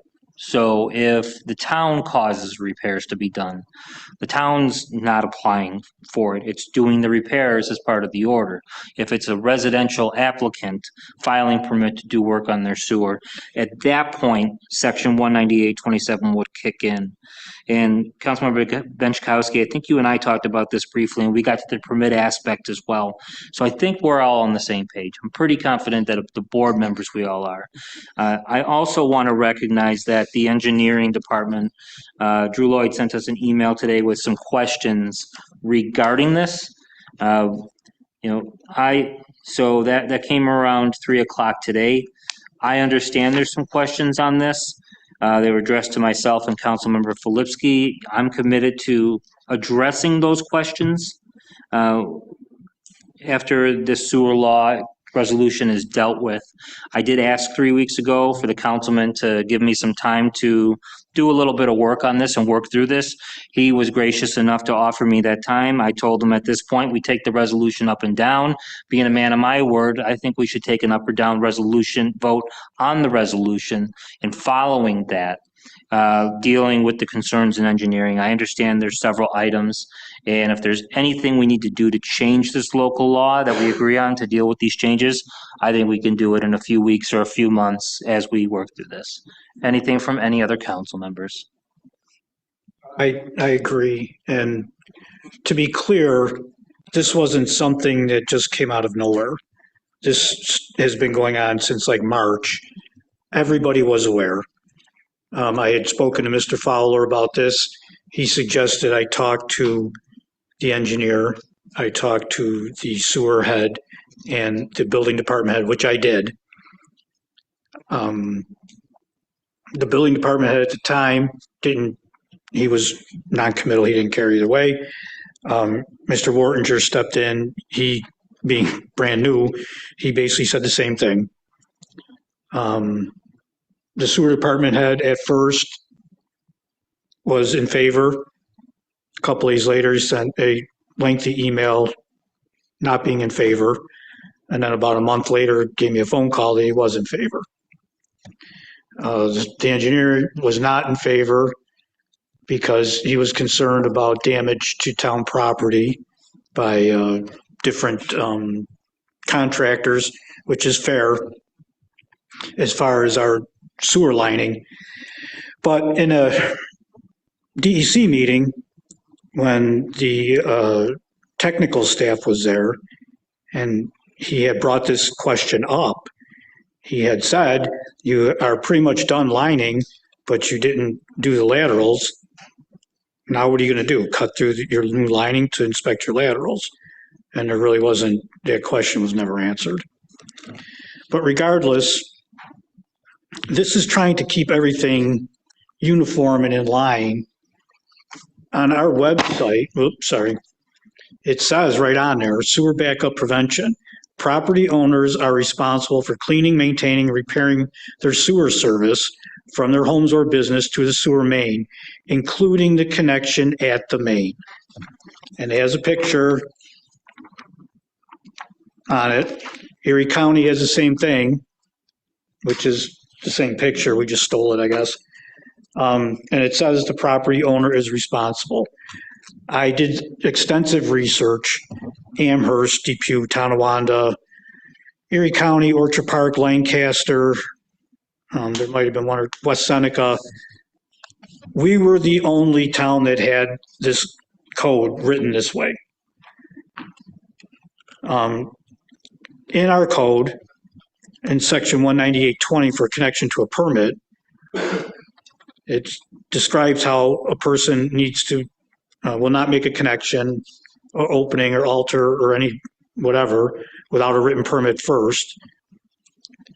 And then 19821, the costs and expenses incident to the sewer installation and connection to the town's POTW shall be borne by the owner. The owner shall indemnify the town from any loss or damage that may directly or indirectly be occasioned by the installation of the building sewer. Costs required for obtaining road excavation and restoration permits will be borne by the owner. So our own code contradicted itself. That's why 19827 was changed. And this is to make it easier, I believe, on homeowners, so they're not waiting for us to try to schedule a subcontractor. You have the work done, get it done. Call it somebody to come and inspect it, done. And this falls in line with everybody else in the county. That's why this was done. And people had ample time to respond with their concerns. And, you know, I don't want to throw stones, but wait until 3 o'clock the day of. Sorry, this has been going on since March. You had a lot more time than that. That's it. Councilmember Benchkowski? I just want to piggyback on, I know Tony's been working very hard on this new law. And for me, it was more about the duplication of services, because you know very well that that subcontractor that the homeowner had hired is charging them for that connection. And then we were paying for another subcontractor to make that connection. So this is going to help save the residents some money, I hope. And, you know, it was still being paid, but it was being paid by two people, the town and the homeowner, where now it'll just be on the homeowner and we won't have a duplication of services and expenses. Correct. That's a good point. And I'll say from my part, I don't think anybody up here wants a duplication of services. I understand what you're saying, and, you know, it's, none of us are in support of that, and here where you're coming. Anybody else? All right. Yeah. All in favor? Aye. I'm opposed. Could we have a roll call? Councilmember Bukowski? Yes. Councilmember Benchkowski? Yes. Councilmember Flipsky? Yes. Councilmember Jazinski?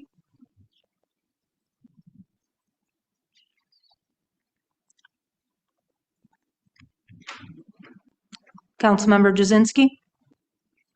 Yes or no vote? Resolution 2025-628?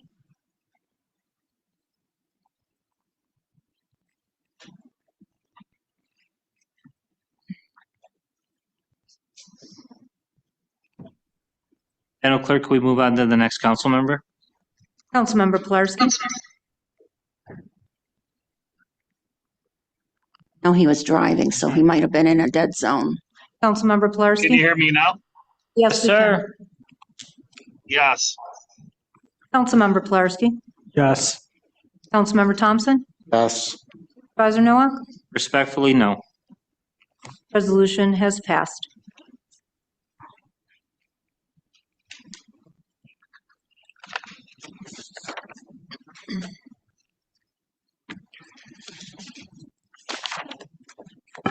Move on to consent agenda items. I need a motion and a second to approve all items on the consent agenda, including the meeting minutes of September 23rd, 2025, and resolution items 2025-656 through 712.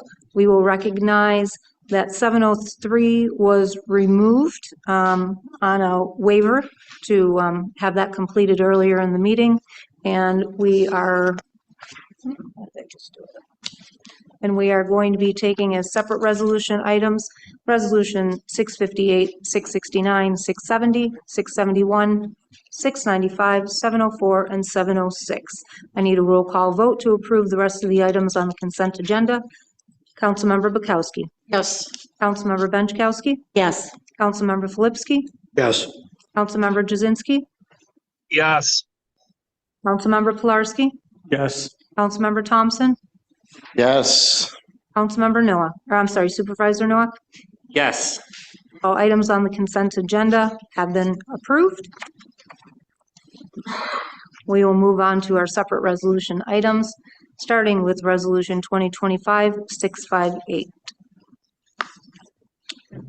Sponsored by Supervisor Nowak, Councilmember Pilarski, and Councilmember Benchkowski. By resolution dated July 22nd, 2025, or Resolution 2025-498, this town board agreed to authorize the highway superintendent for expenditures of highway funds per Highway Law 284. After further review by the highway superintendent, there is a need to rescind this resolution. This town board hereby rescinds the aforementioned resolution. Okay, on the question, Councilmember Benchkowski. Yes, the issue I believe with this is we approved the 284 agreement back in August. And there was only supposed to be an amendment to it because somebody had found a mistake on the attachment of the streets that were going to be micropaved. They were listed as those streets between North and South Creek, Nassau, Bahama, Kingston. And it has to have a beginning and ending point where it was going to take place. But we know that Nassau, Bahama, Kingston, all those streets do not run off of Cleveland Drive and Ellen Drive. And those were the beginning and ending point that were mentioned in the attachment. So all I needed was that change, but somehow a whole new 284 agreement is being proposed and they want to rescind the old one, which I don't think we need to do. If I may, Yes.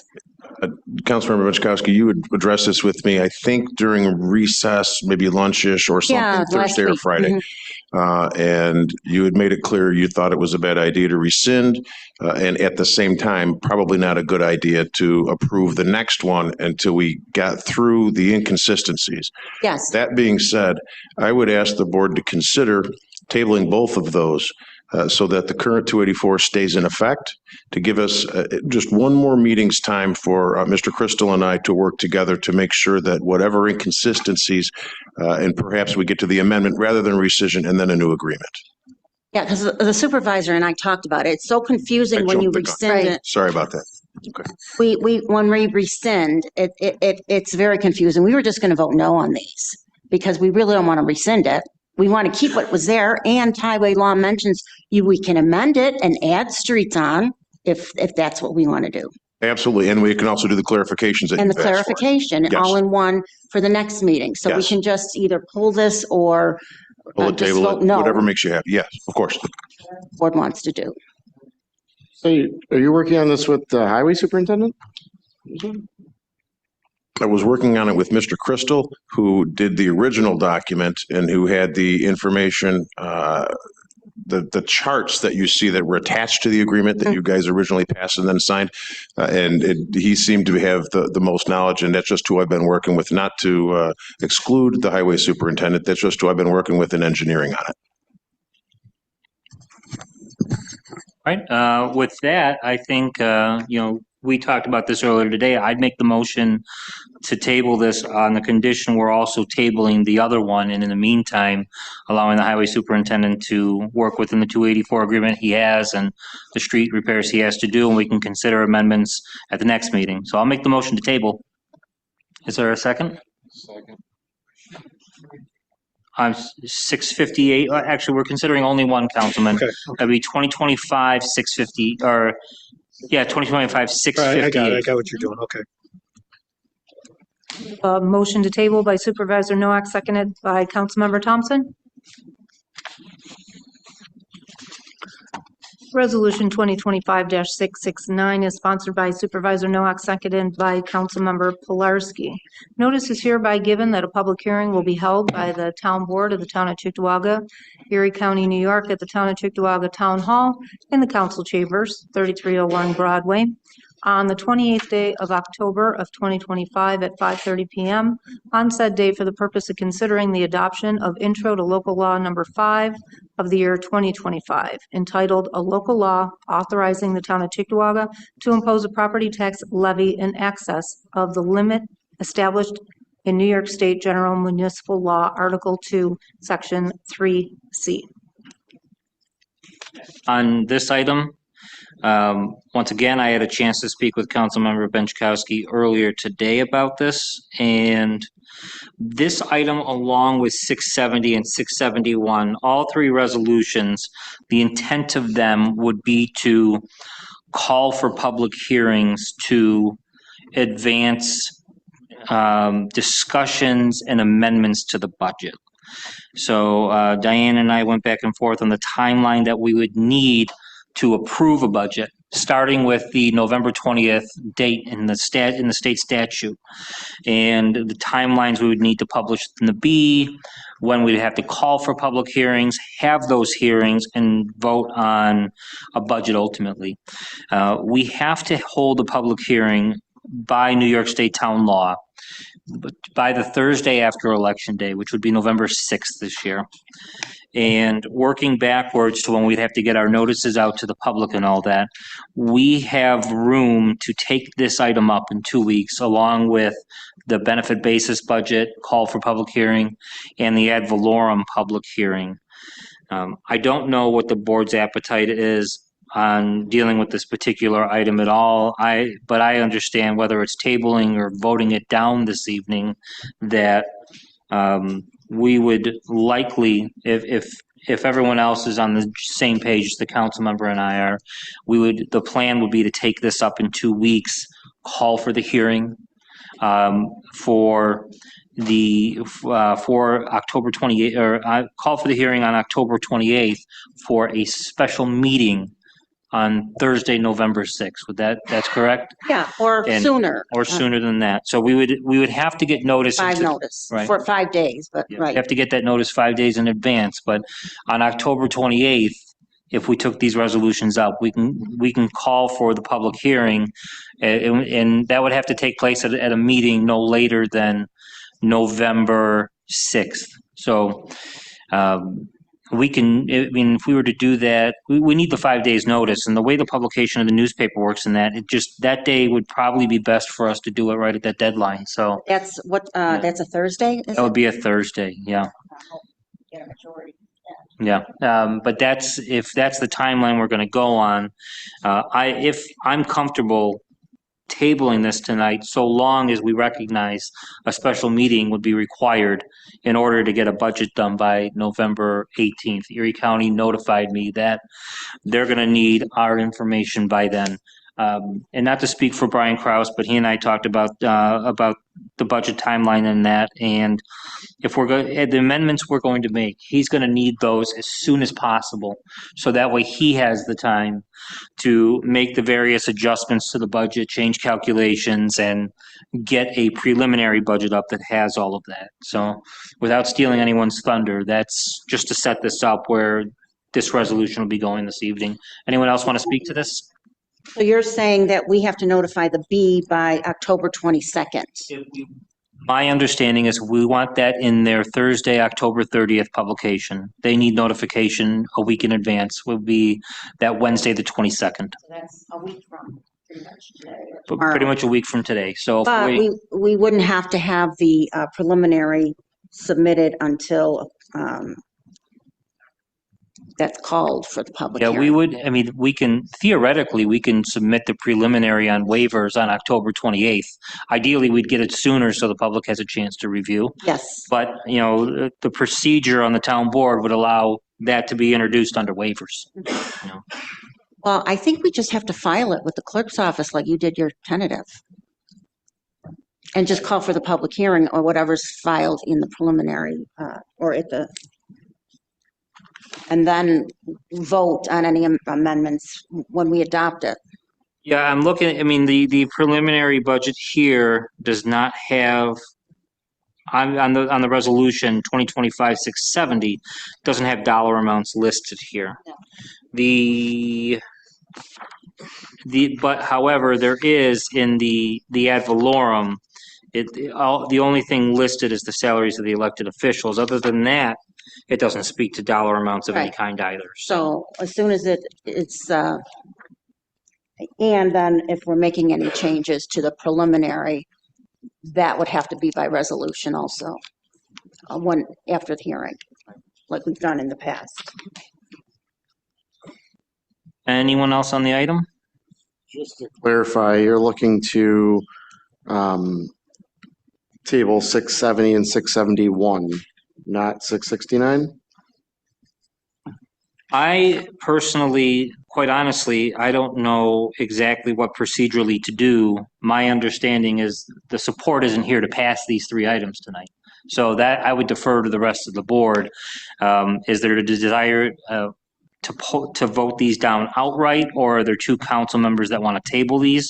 Because if we table them, then we will have these come back up on the table at the next meeting when we may as well just reintroduce the resolutions. My personal recommendation would be to vote these items down and then reintroduce them in 2 weeks. All those dates will be different. Exactly. So that way we clear these from the table and we don't, or rather, these never enter the table and we don't have the confusion of competing resolutions. My question would be, I kind of go back to the budget hearings, is what is the harm of calling for public hearings, though, to listen to the residents, whether they're for or against, exceeding the tax cap or cutting services and listening to the residents? What we're doing is kind of backing ourselves into a corner. God forbid, last minute, a public hearing doesn't pass. There's no dialogue back and forth to say why it should pass and why we should listen to the residents. And then we're handcuffed on, hey, now we have to go below the tax cap. So we're really creating an issue for ourselves and we're failing to come up with a plan here. I don't see any negatives of calling for a public hearing. First of all, just to back it up, none of us are agreeing to the budget right now with calling for a public hearing. Matter of fact, I've got a list of cuts that I want to make, and I'm going to present those as well. So it will not be 7.6. I can guarantee that the board's appetite is not there for that. But to call for a public hearing, there's no harm in that. But if we just keep kicking that can down the road and say, we'll do it next meeting, or we'll put it on as a suspension of rules, and one person decides that, hey, I don't want anything on that suspension of rules, we're going to allow one person to dictate whether or not this happens or not. I think it's very risky. I don't see any negatives on calling for a public hearing. I'd like to hear what the concerns are, why somebody would say no for listening to the residents and calling for a public hearing on this. Or the going over the tax cap? For any of the public hearings, yes. The budget one, they're all required by law. Why are we not, why would we kick that can down the road? I can see doing the 669 public hearing, but you got 670 and 71 that's for preliminary, and our preliminary is not done yet. I would say for myself, I say this as the person that wrote this budget, and knowing that what's proposed here, that the board members are going to have a different take on it. My position on this particular resolution is I think we should call this public hearing. When we talk about the next two items, my position is that we should hold off. And in the spirit of working with this board, we have multiple board members that want to make changes to I know the ad valorem for sure. I'm assuming the benefit basis. I haven't had a chance to talk to anybody about that portion of the budget. And in that case, I would support pulling those resolutions. And we can take that up when those two resolutions come up. This one here, I would like to call the question unless council members have anything else they'd like to say. Use the interruption. You have to call for a public hearing once the preliminary budget is set. You can call for as many as you want in advance to get input, but you can't have a public hearing without publication of the preliminary budget, which means you have to come through with all of your amendments, revisions, additions, deletions, just so you're aware. So 670 and 71 should, can't vote on it, or vote it down. You can vote it down, you can table it, but technically speaking, until this board has agreed on what will be our preliminary budget and approved it, you can't put it to the public for a public hearing on that. Again, you can have as many public hearings on all sorts of things as you want. If you just want input, that's wonderful, but that will not get us around the need for a public hearing, what is arguably going to be short notice once you do approve the preliminary budget. Myself, yes. I just know, public hearing or not, about going over the tax cap. I cannot do that to the residents. So if you want to go ahead and have the public hearing for the going over the property tax cap, I'm a no on that. But because I just don't want that as an option. I think we have to be loyal to our taxpayers, have told us time and time again, taxes are too high in our town. So I could not entertain that option, but if you want to go ahead and take a vote on that. I'm sorry, Councilman Thompson, or can we take Kraus and then come over to you? Is that all right? Sure. I guess my Can I be recognized after Brian Kraus, please? We'll recognize you after Mr. Thompson. Brian Kraus? Thank you. my concern is that, and I recognize there's a willingness to try to modify this current budget. And the board certainly has that right to create a preliminary budget with adjustments. The issue is that there's 7 board members, and each one of you may have a different idea of what you want to be the preliminary budget. So I think that you really have to, at some point, still, I guess, advance or vote on what modifications you are planning on changing, so that the majority of you can say, this is how we want this preliminary budget to look.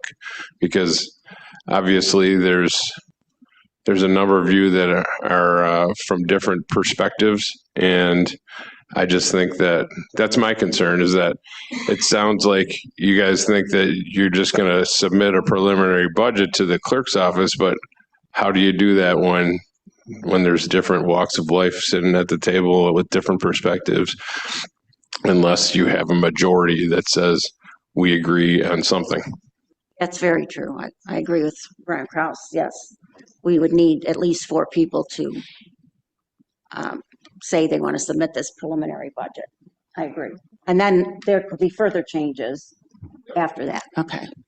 Councilmember Thompson, the floor is yours. Thank you.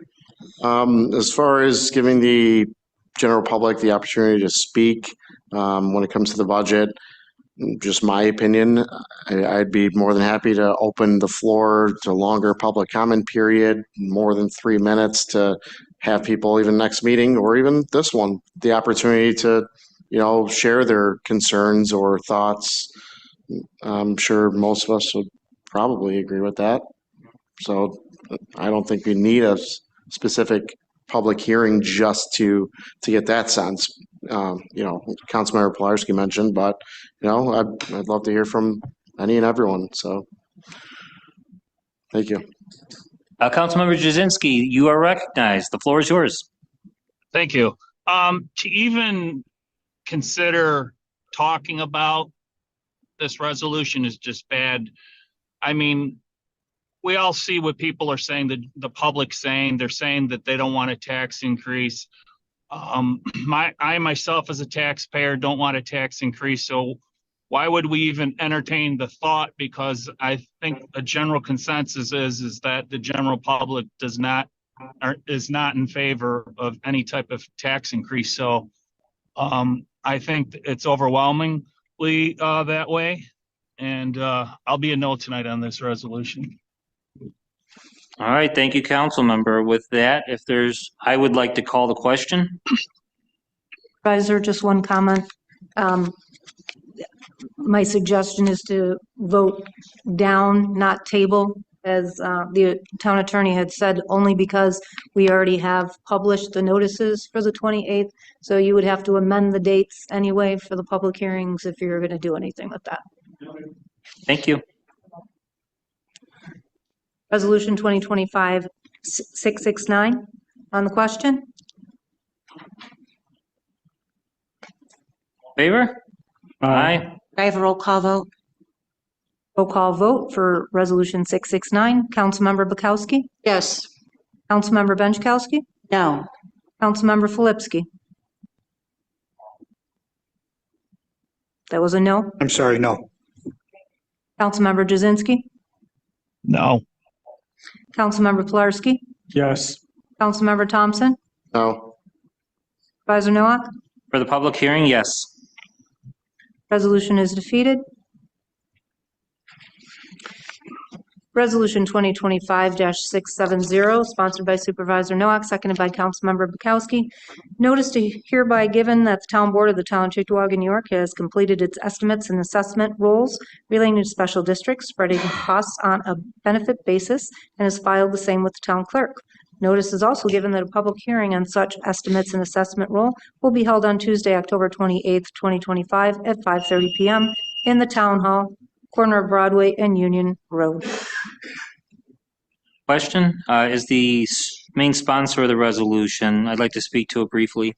I am ultimately going to make a motion to pull this resolution, and that's not because I think we should avoid a public hearing on the benefit basis budget. It's because we have a board majority that wants to do something different. We have board members that have asked for time to do something different, and out of respect to them, to give them the time to do something different and working with this board. I would ask that the second on the resolution, Councilmember Bukowski, join me in pulling the item and reconsidering a call for public hearing on October 28th. If that's all right with you, council members, we would like to pull the item. Resolution 670 has been pulled. Resolution 2025-671, sponsored by Supervisor Noack, seconded by Councilmember Bukowski. Notice is hereby given that the preliminary ad valorem budget of the Town of Chickawaga and the lighting districts and consolidated garbage district budgets for the fiscal year beginning January 1, 2026 has been completed and filed in the office of the Town Clerk. Notice is hereby given that the Town Board of the Town of Chickawaga will meet and review said preliminary ad valorem budget on the lighting districts and consolidated garbage district budgets and hold a public hearing hereon, the Town Hall, corner of Broadway and Union, at 5:30 PM on the 28th day of October 2025. On this item, just as the previous, I'd like to see the item pulled if there's support from the second. Yes. Resolution 671 is pulled. Resolution 2025-695, sponsored by Supervisor Noack, Council Members Pilarski and Benchkowski. The Highway Superintendent has prepared a list of streets for paving, crack sealing, and installation of new drainage, full-depth reconstruction, and permanent improvements for the fiscal year 2025. The aforementioned list, subject to the limitations set by the New York State Capital Highway Improvement Program, funding, and the Chickawaga Town Board. The Town Board of the Town of Chickawaga hereby approves said 2025 paving, drainage, and reconstruction list and to spend the town highway funds as required by law in an amount not to exceed $2,267,673.68. Right, on the question? I believe the board's going to take the same action as it did on the item at the beginning of the agenda. And if I recall, we pulled that, correct? The first resolution for 284 that was pulled from the agenda. All right, I'll make a motion to pull this one. Is there a second? Yes, I'll second. Okay. And I heard from Councilmember Pilarski as well, so all sponsors support pulling. Resolution 695 is pulled. Resolution 2025-704, sponsored by Councilmember Filipski, seconded by Councilmember Benchkowski. Mark Beafield of Park being and hereby is appointed to the provisional position of Senior Code Enforcement Officer in the Building and Plumbing Department in accordance with the terms and conditions of the town's collective bargaining agreement with the Town of Chickawaga Employee Association effective October 15th, 2025. That's 704, correct? All right, on the question? Yeah, just briefly, after hearing the budget hearings from Don, when he said the position was to supervise, well, he's maybe away on vacation or whatnot. I just want to make sure it's clear between what duties, the senior code enforcement officer can and cannot do, so there's no, grievances from TCSU, so there's no work being done. And I briefly talked to Mark. I mean, I respect Mark a lot. He's very knowledgeable, professional. He's one of the top employees I believe we have in town. So I'm glad to see him in this position. I think it's well earned. He's going to do a great job in it. But and him and I talked briefly, so they're on the same page just to make sure, he knows what isn't his roles and what isn't, unfortunately, so they're not grieved. Ideally, I mean, he's a go-getter. He's just going to dive right in and start getting to work on it. But I just want to make sure there's no headaches along the way. I cannot. Councilmember Benchkowski. I can speak to that because I did in detail review the job description. And this title does have some supervisory duties in that title job description. So I think he'll be fine. Oh, and can he approach? Yeah. Just to answer some basic questions on that, like you were saying, that the job duties do describe that I am able to manage a small portion of the office. The point of this is to manage the commercial and residential portion of it, give training to all the junior inspectors, and then when Don is out. So I wouldn't have any ability for reprimanding employees and things of that sort. That still falls under the supervisor code enforcement officer. What this does do is allow Don to go on vacation, and I can still issue all the permits for the office, take on all applications, fees, issue certificates of compliance and occupancy. And then if Don is out of the office and other employees such as a fire inspector goes out, I would have the ability to go do their inspections, a plumbing inspection. So I would be versatile through the remaining of the department for those specific activities. But in no case, so if Don went out on, for example, we ran into this with Rick when he went out in FMLA. We had nobody to sign payroll and stuff like that. That would still have to be worked out, but then I could just jump into that position by board resolution and take over those responsibilities if that happens to happen again. Anything else? Works for me. Okay, thank you. Anything else on the question? All in favor? Aye. Any opposed? That carries. Resolution 2025-706, sponsored by Councilmember Pilarski, seconded by Supervisor Nowak. Anthony J. Hammer of Chickawaga, New York, being and hereby is appointed to the position of motor equipment operator B in the Highway Department in accordance with the terms and conditions of the town's collective bargaining agreement, effective October 15th, 2025. On the question, I asked for this item to be pulled for the consideration of a friendly amendment. You'll see in the resolve that it mentions the employee's name, the position in the department, and it mentions the effective date of October 15th. We had a resolution that we were considering a month ago. I would ask that the board consider amending the date to September 9th, 2025. Is there a second on the amendment? Second. Right? I'd like a vote on the, Aye. just that this is a position that was put up previously and there was a grievance related to it after, and just, you Yes, know, I recall. So ultimately, the individual was entitled to the position. So, you know, it's a matter of making them whole from the time that this was considered back in early If I September. remember correctly, at that time, you said that they would be post-dated, if I remember right. Okay, as long as he was doing the MEO. He's been doing the work, correct. Was, okay, that's fine, yes. Okay. Does that address any questions, concerns? All right. So the amendment with a second has been offered to the board. All in favor? Aye. Any opposed? The resolution's amended. Madam Clerk, may you call a vote? 5706 as amended. All in favor? Aye. Any opposed? Motion is carried. We do have some items that came in late. I need a motion and a second to waive the rules to include resolution items 2025-713, 714, 715, and 716 to the agenda. Do I have a motion? Make that motion. I'll second. Member Pilarski and Councilmember Bukowski, all in favor? Aye.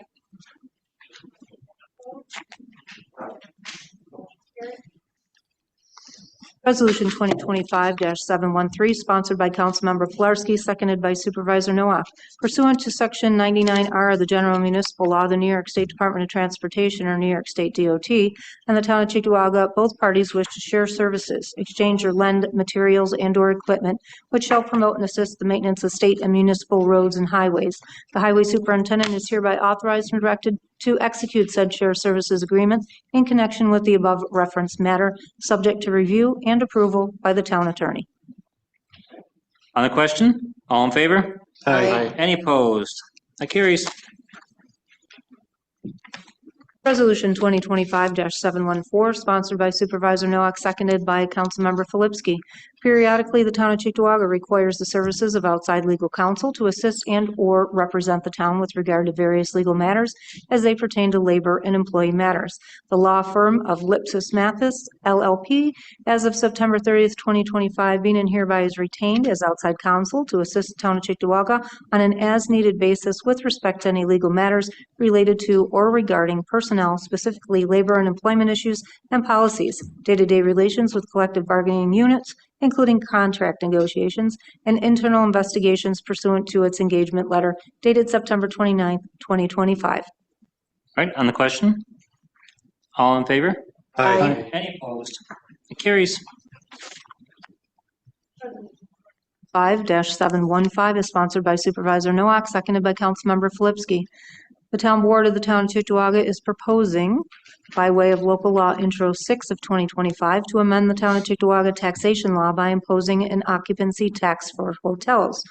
Resolved that in accordance with the provisions of the Town Law Municipal Home Rule Law of the State of New York, a public hearing shall be held on the 28th day of October 2025 at 5:30 p.m. at a meeting of the Town Board at the Town of Cheektowaga Town Hall in the council chambers, in which hearing all interested parties will be given an opportunity to be heard, at which time and place it may be determined by the Town Board on introduction of Local Law 6 of 2025, entitled "A Local Law to Amend the Taxation Law of the Town of Cheektowaga, Occupancy Tax for Hotels," be adopted. On the question? Just briefly on this one, we saw the local law or the state law that would allow a hotel bed tax for Cheektowaga. It was delivered to the governor's desk on October 9th, last Thursday, the first day of our budget hearings. Right now, basically, we were awaiting signature from the governor. Back in September, I sent a letter to the governor's office asking for signature. Assemblyman Chudlinski has done the same. I know the board's united in wanting to see this done. And what the law at the state level does is it basically says Cheektowaga can pass its local law. And that's all we're doing here tonight, is starting that process. It's a call for public hearing that would allow the town to set a local law to institute the hotel bed tax. So I'm a yes on this. Any other council members? All right, all in favor? Aye. Any opposed? Carries. Resolution 2025-716, sponsored by Supervisor Nowak, seconded by Councilmember Pilarski. The contract for the furnishing of equipment, excuse me, and operators for storm sewer repairs in the town of Cheektowaga for the period of August 18th, 2025 to December 31st, 2026 be awarded to CMH Company for the total bid price of $28,492. For bid items 1 through 31 for the contract period of August 18th, 2025 to December 31st, 2026. If I can speak to this item, and I'll do my best to answer any questions council members have, because it was filed this afternoon. This is an item that the board was asked to consider previously, and it was voted down back in August. The town board put out a notice to bidders. We awarded the bid. Or no, we put out a notice to bidders, we opened the bid, and we were asked to consider award. And the board at that time, when the resolution came up the first time, chose not to award. Since that vote, there have been some discussions relating to a training meeting and some of the other infrastructure needs that we have that are related to 3 sewer projects. It's hard to say which one is the biggest priority, but we have an issue on Dote Street where the storm sewers are 21 feet down that would require the assistance of outside contractors to take care of work associated with that issue. We have an issue around Meadowbrook that needs attention of the town. Meadow Lawn, I'm sorry, just mixed Meadows. Meadow Lawn. We have an issue at Starlight and Wojcik that also requires attention of the town. And over the course of the summer and the fall, sinkholes have been getting a little worse associated with that one. I mention all 3 because I've talked with Councilmember Filipski about this, and I want to make sure as we proceed that we're all on the same page, and what the board majority is willing to do here is what we do. Passage of this resolution would allow for all three of those repairs to be done. It calls for the equipment and operators at a cost of $28,000 and change. And in addition to that, there would be materials costs to do that work. If the board is of the view that they don't want to do all three of those repairs on this, I understand. If there's one or two they are going to give the green light on, I would be happy at the direction of the board, speaking on behalf of the board majority, to give directive that although this resolution has been approved, that we are giving permission only to proceed with one or two of these repairs. The reason this was introduced the way that it was is just the matter, between the budget hearings and all the things that we're dealing with. This is the most efficient way to expedite discussion on this, get the approval that's needed, and get that work underway going into getting out of the summer, early fall construction season. So me personally, I'd love to see us approve this and go ahead and deal with all three of those repairs. Total cost is approximately $55,000 between equipment operators and the materials costs. But obviously going to open it up to other council members to speak on it. And if there's a different opinion, if we agree to approve this resolution on the understanding that we won't take on all three of those repairs, I'll make sure that we're not committed to all three, and we're committed to the repairs that the board majority would like to see done. Especially dealing with Doge Street, and it's, as I said, it's hard to pick one that's the least important out of those three, but when you have something that you got to go over 20 feet, it's clear we're going to need some help to make that one happen. That's the big reason this is on the agenda this evening. So any other council members? Councilmember Benchkowski. Okay, so you're saying Doe 20 feet deep. What about Meadow Lawn and Starlight? Because I thought they were able to do that digging. That's the one, and maybe the highway superintendent, if he can help speak to this, but my understanding on that project, and someone, whether it's board members or the highway superintendent, please correct me if I'm wrong, that we were making progress to get that project done, even to the point where we purchased, or we rented some shoring equipment, right? Even to that point. And then around the morning the project was going to be done, safety considerations were raised. That's how I understand it. And that's what led to that project not happening. If anybody's got a different take on that or additional information, I welcome that. But that's, as I understand it, that's basically what went down with that particular one. Meadow Lawn. Okay. That would be I don't think you're not far off. That's kind of what happened. But like when I talked to the TCA president, his concern was the crew that was picked was inexperienced.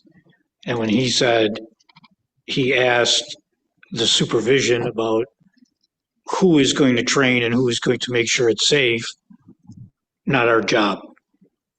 And they canceled it. They didn't go with their experienced pipe crew. And that's kind of what, I don't want to make accusations, but I swear to God, it looks like people are trying to do things to put some employees in bad positions so they could say, I told you so. They're looking for people to make mistakes and damage things and say, see, we got to pay somebody to do it.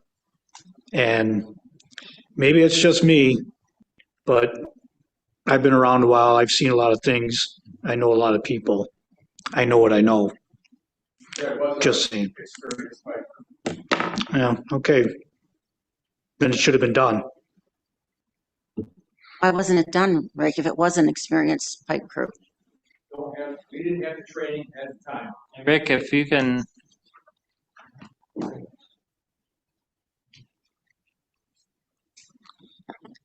At the time, we did not have the training, right? You tell me. I don't know. I'm telling you right now, we didn't have the training. We just had a training meeting where you guys said you had 4 experienced, good operators. That doesn't mean they qualify right now.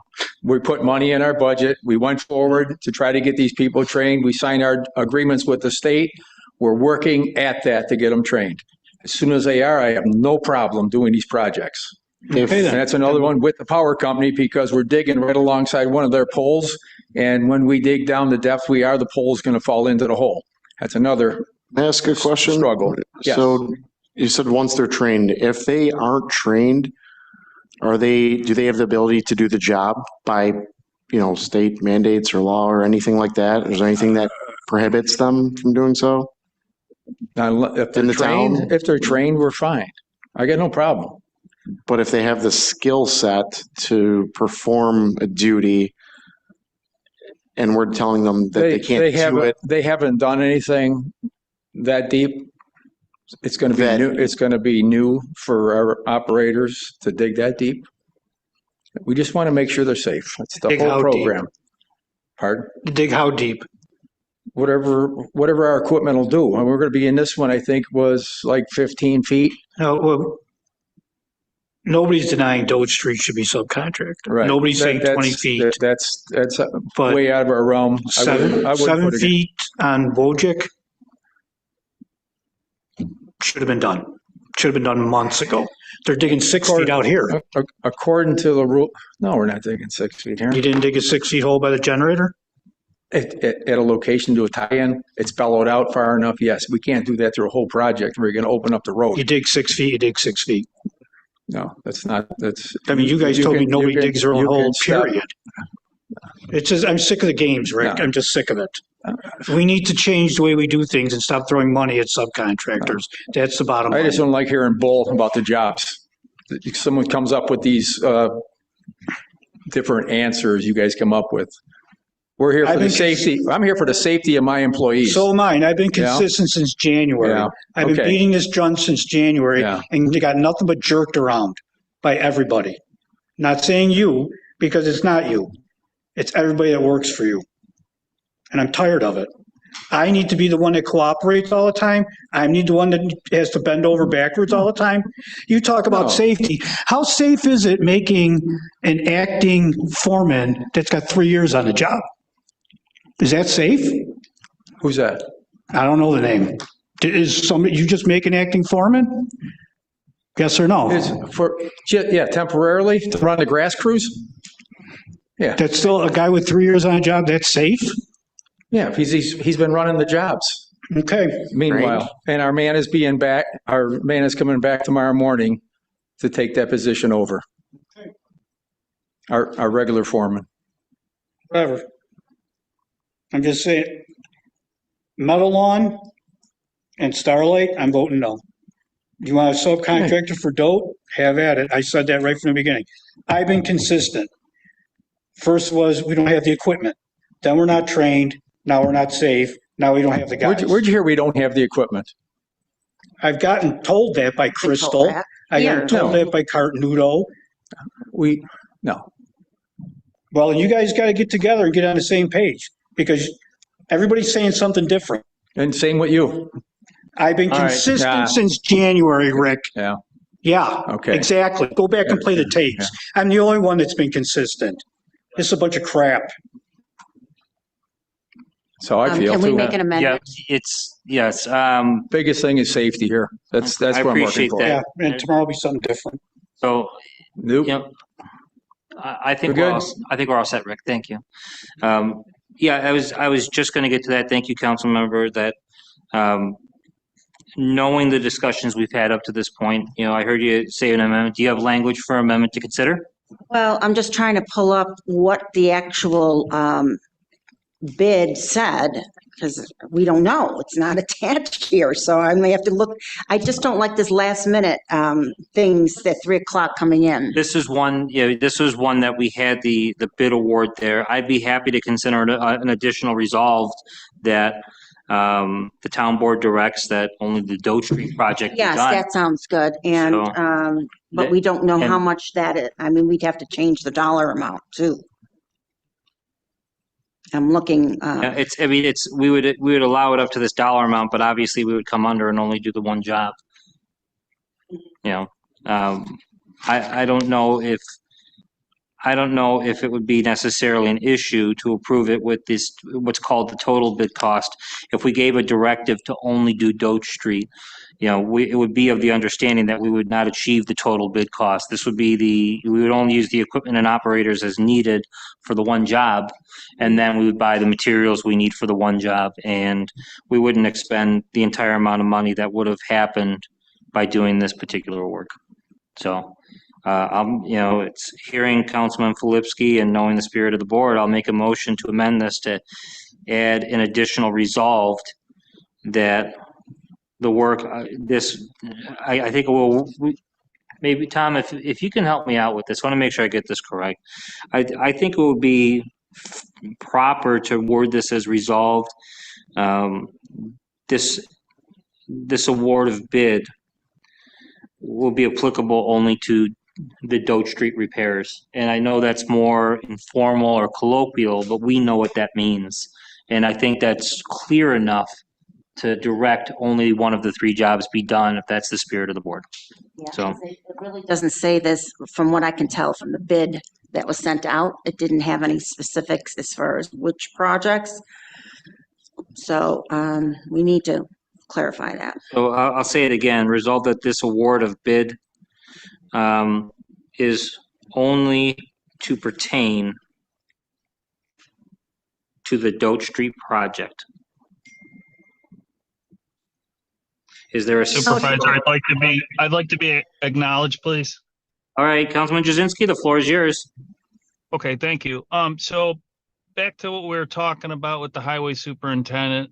I can appreciate that he wants to put safety on the forefront, because I don't think any of us want to put any of our guys in harm's way. But the $1 million question is that I can probably say that most, if not all, the board has asked, when are we going to be prepared to handle this stuff? We talk about training. I just need to see, and I've requested many, many, many times, some type of calendar or some type of schedule of the training and when we're going to have our guys and gals trained to do this type of work. Because if we had the trained staff, I think we have it. But I'll respect what the superintendent's saying. We always say, hey, we can't do this work. We're in training. Well, we've been in training for how many years now?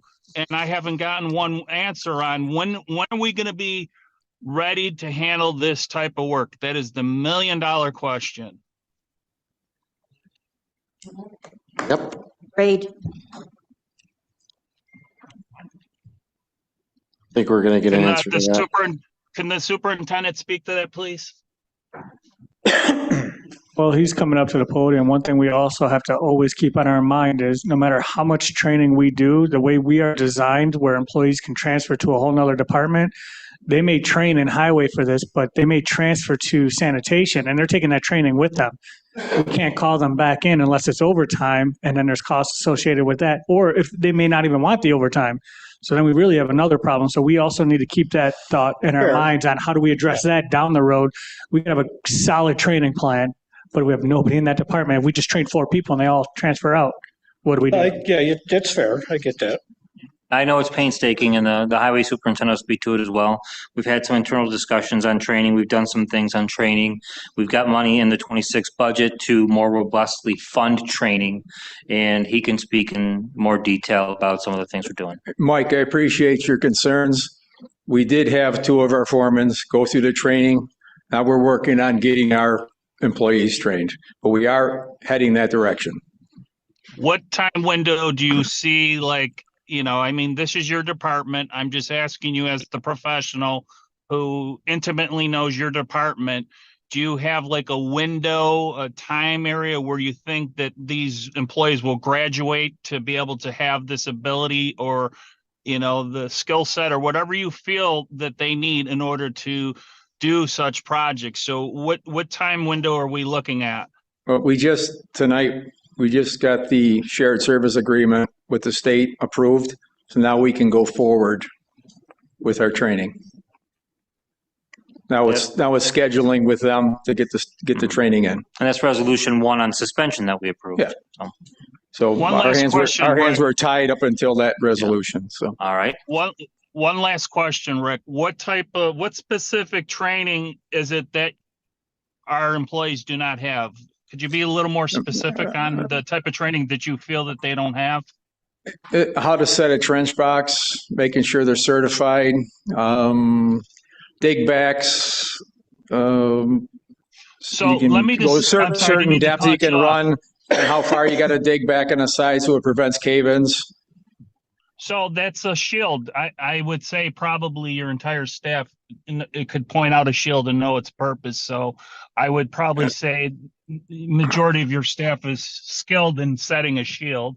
Whether These it's a guys have 10-foot never, shield. yeah, these guys have never set a shield before, Mike. So it's a heavy object depending on the size of the trench, how long you got to be.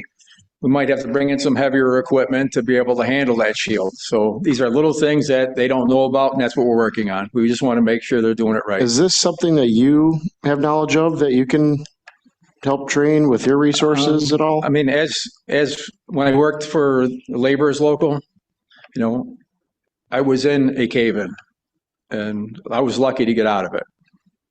I was like 22 years old. I was up to my waist on Cazenovia Creek, where the creek walked right into the hole that we were working in. We were doing a tie-in. And then at that time, the rules were a little more laxed at the time, but it was a scary situation, and I'm not putting any of my people in that situation. I'm sorry that happened to you, but if you could just answer the question of if that's something you have knowledge of, you can help train. I do have some knowledge, but I'm not a certified trainer. So that's why we sent these guys to the school. We sent our foreman. So now we got this. That was something we could do on our own. Now we got the resolution through with the state shared service agreement. Now we can work with the guys from the state and get everything scheduled and get it going. So is there a timeline? I wouldn't see it being too long. I mean, they got schedules, that we got to keep with them, and we'll just, I'll get any more information I find out. I'll give you a heads up on it. One last question for the superintendent. All right, Mike, floor's yours. So where will this training come from, and will the supervisors doing the training, or will they also receive the training? I mean, do they have to be certified to have this type of training to proxy it? The foremans have already gone to the school. Now we're setting up to do the employees. That'll be through a state representative doing the training. Okay, with that, this is an important discussion to have, but we have to wind it down and take action on the item. Is there anything else from the council members in the room? Councilmember Benchkowski? I'd like to further amend this dollar amount. I'd like to cut that in half at least. Because if there were three projects. Right, that was going to be my question. Yeah, Go ahead. so if we just cut it in half, not in thirds, at least in half, because it sounds like this DOTE is the bigger project because it's deeper, right? It gives them enough money, more than enough, if we cut it to $14,000 for the total bid price of $14,000. All right. Or only the DOTE street project. Are there other board members in agreement with that? I'll agree to it. Okay, so let's, how about the amount of 15,000 flat? Would that be all right with the board? Well, why don't we just do 14, just cut it in half.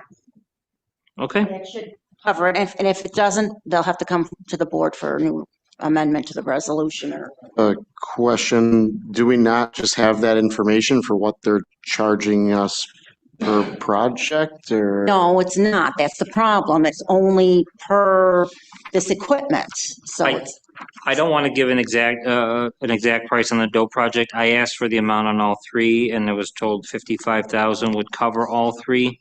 I'm pretty confident that if we took this to 14,000 plus materials, that should help us deal with DOTE Street. It's the largest of the three. Well, plus I did find a copy of the contract that I asked for. I had actually asked the town clerk's office to get me it, and it only has the amount we contracted with them, CMH, only for $28,492. So that I don't know where that other one was going to come from, the other money, but this contract is up to $28,000. Yeah, and This was bid out in consideration of all three projects being done. So if we're going to go with just one, I'm just fine with going at 14,000. I think that's fair. And if he was going to do 3 for 28, we're just cutting it in half and there's a lot left over. What if this company doesn't want to do that? They bid on this.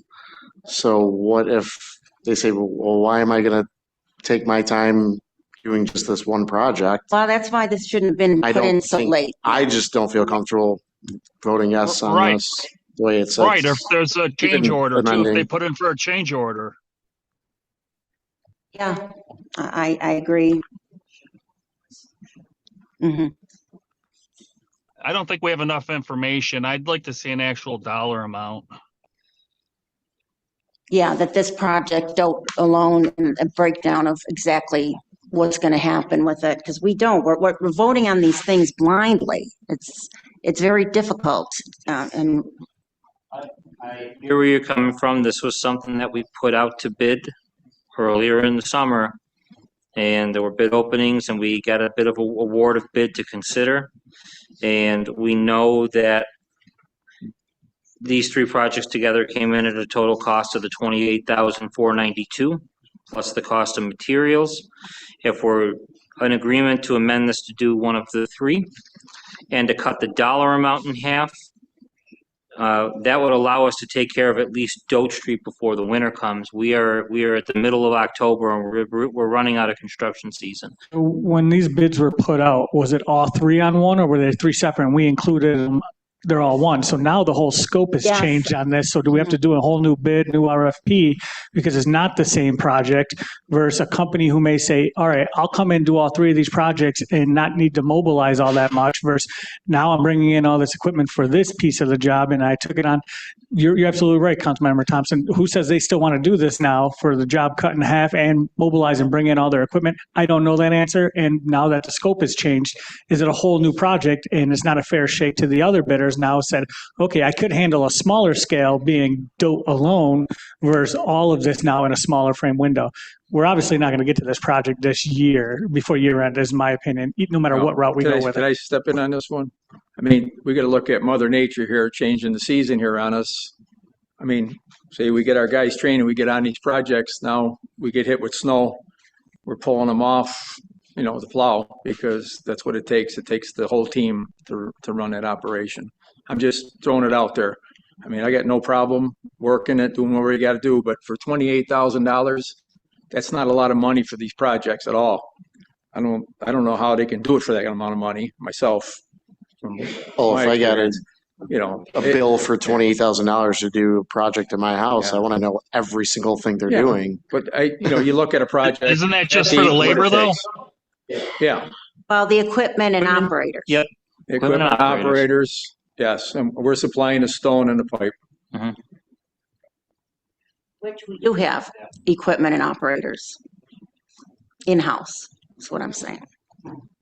And Supervisor? Yes. I just wanted to point out that usually, I don't have this particular bid spec in front of me, but usually we do have language within the bid specs that allows us to remove work items from the work to be done based on money's budget or other reasons. I appreciate that. And I know we've been on this item for a considerable amount of time. And as much as I would love to just have debate and discussion to the point where everybody is fully satisfied, I think at this point we have to consider course of action on this. I did make a motion for an amendment pertaining to the Dote Street project only. I would like to move to do the two amendments as were discussed. It was passed, right, that amendment? I don't know, we didn't take a No. formal vote on that. I just now, I might be changing my mind on this because we'd have to put out this bid, I think. What if we amend it to 15 and they're like, well, that actually is going to be 17? I mean, what do you do in that instance? I don't know. Right, and that's why, To amend that for lineage, but. As the engineer said, I actually, go ahead. The way this is worded is they're providing this equipment and labor to assist us with these projects. We control what gets done and what doesn't get done. So they're not guaranteed to get the full 28,000. If we It's in get the job done in less, contract. if we get the job done in less hours though, they would get less money than that. Has that ever happened in the past? I can't speak to that because I don't know firsthand. So you don't know I'm if we sure ever it had any is. contractors that paid us back or didn't collect the full contract value? Again, they're not constructing an entire project for us. They're providing equipment and labor to assist us with us working on our project. Who oversees watching all that? The equipment, the labor? Mark, Crystal, and Jennifer Hill manage those projects. So the way that it's written, that I did find part of this bid, they didn't send me the whole thing, but it says total bid price for part A for the equipment and operator and part B work crews. They submitted a bid of $28,476, but somehow, and I don't know why this was corrected, it says corrected to $28,492 by MJC on 8/6/25. Related to item 20. How does somebody bid on something and then somebody else changes it? I've never seen a bid like that. Sorry, what was this? Council member, Everybody, this screen, real quick. my only thinking is that there might have been a math error in their bid, and when Mark or Jennifer reviewed and did the bid tab, they corrected the number based on eliminating the math error. That'd be my guess. So your number was 76 is what you're saying, and now it's at 92. No, but mathematically it would be, and it said referring to item 20, which is $4. So maybe that wasn't included in for the four of them to equal $16 total. Add that $16 total for item 20 into there, and that brings you to 492 instead of 476. Right. But I'm assuming, and you know when you assume, so. But there's no, the scope of work isn't in here at all. It's just, that's what's missing. Again, at this point, what's the board's pleasure? Would they like to amend the item? Would they like to take a vote on the item as written? I think it probably needs to be rebid. We have a roll call on the item? Are you still proposing your amendment to? No, I'm withdrawing my amendment. So this is a roll call as it is right now. On as is, yep. Resolution 2025-716 on the original resolution. Roll call vote. Councilmember Bukowski? No. Councilmember Benchkowski? No. Councilmember Filipski? No. Councilmember Jazinski? No. Councilmember Pilarski? Not as it is, no. Councilmember Thompson? No. Supervisor Noack? I would have loved to seen this amended. I'm going to vote yes on this. But again, I think we should be pursuing the scale of the projects that the board majority is open to doing regarding specifically just DOTE. It's a vote to allow that work. It's not a vote or reflection of just to do all this by any means necessary. So I'm a yes. And can I just add, can you please direct the engineering department to resubmit this bid for vote? I think we were in favor of getting that done. 716 is defeated. That is the end of our resolution items tonight. Moving on to communications, departmental communications include August 2025, meeting minutes from Traffic Safety Commission of September 16th, minutes from the Environmental Advisory Committee of September 24th, and minutes from the Veterans Affairs Committee on October 1st.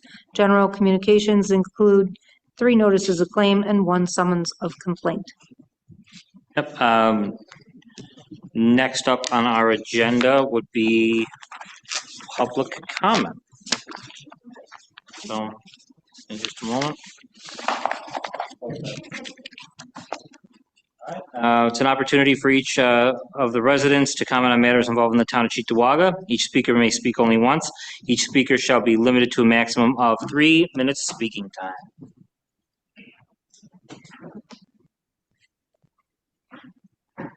It's just me. The only one. I just had one positive thing to say. I saw that it looked like the building department put out a whole bunch of bids. And I know that for the past 2 times, so past 2 Januaries or Februarys, I have come up here and complained that the Benlick properties were incorrect. This is the very first time those properties were absolutely correct on the list. So kudos to the building department.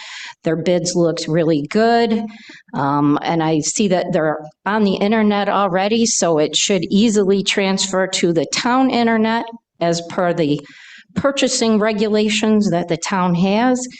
But I just wanted to say that was nice. And I believe they may have updated their website as well, because I noticed a lot of different items on there, and that was also pleasant to see. So kudos to the building department. All right. Thank you. We had no other folks signed up for public comments, so we're going to move on to supervisors' comments. I got a couple things. The wall of honor that took place, instead of speaking to that, I'm sure we have council members up here who will. Just wanted to make note of that. I'm not going to steal anybody's thunder on that. There were comments in the video here on YouTube.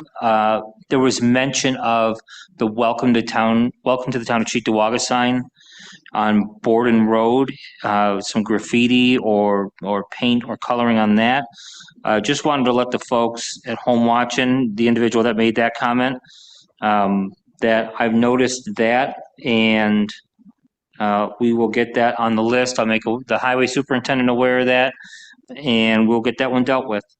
On some of the action that we took tonight or didn't take, one of the things I think is working well with this board lately, despite some of our differences in opinion on how to solve problems, is to talk in advance and to try to find common ground and work on procedure. And, you know, what you see up here could be a little messy sometimes, let's say, but that's okay, because that's how governing actually works. You get to see how the sausage is made live and in action. And, you know, I think we're working together to understand each other better. And as resolutions are getting filed, or some of us are filing things and others aren't, to try to find some common ground before we act on those things. It always doesn't always work out, as we saw with calls for public hearing tonight and the infrastructure resolution here at the end. But, you know, you do what you can to sort these things out at the beginning. And I think what's happening up here, at least among this crew sitting here, is that it's policy differences. I don't see personal hatreds driving the disagreements we have here. I'm working. I find myself working more closely with folks this year than I ever have before, that I've spent some time with in my entire time as a councilman and now a supervisor. So we're making some progress in the right direction, even if folks are watching saying, what's going on here? Why don't they have all their ducks in a row? Because you get to see exactly how things happen. You know, we do our best to get our ducks in a row, and it always can't be 100%. And quite frankly, I think it's great that it's not rehearsed beforehand, because that's the worst thing we can do, is come up here and totally be in lockstep on anything. That's not good for anybody. You know, you get to see our real thoughts and opinions on things and how we're working to get things done. And it's going to bode true on this budget as well. You know, there's going to be some changes that we'll probably be 7-0 agreement on. There may be others that there's 1 or 2 that don't want, and still others, you know, 4-3 split opinion, or something that a single person may want. We'll get to a final product that's obviously different in the binders that I provided to the town board at the September 23rd meeting. But I think we have a group sitting up here that is willing to take a look at this and consider all the options we have, and hopefully prepare a budget that has us ready for the next 2, 3, 4 years going forward, and, you know, not just next year. That's all I've got. To the council members? Councilmember Pilarski. All right. I'll start with the good stuff. Walls of Honor was beautiful. Great weather. We're blessed. Many volunteers. I know Councilmember Bukowski was heavily involved in that, and I tip my hat to you. Great job there. If you didn't have a chance to see it, sorry you missed it, but it was gorgeous. It was great to see a couple of my buddies there. You know, not great to see their names there. You never want to see them there, but to see their legacy living on, you know, and tributes like this is an opportunity to never forget and always keep their legacies on. And so to see their memorials there and their names up there, you know, it was a blessing. I don't know, I'm very nervous about this budget stuff right here right now. I mean, when we have a 3.25% increase for CBAs and now we're not going to be able to go over the tax cap of 2.58, there's a math difference there. You know, it's 0.67%, about a half a percentage point there. So how do we make that up? The revenues are not going up, doesn't show that. So how are we going to address that inequity right there with the budget piece? I don't know. Borrowing more from the reserve, that's what got us into this mess. There's some reserve lines where we could still dip into. There's others that are below that we should build back up to get where our goal is. So I'm looking forward to having a healthy discussion in regards to that.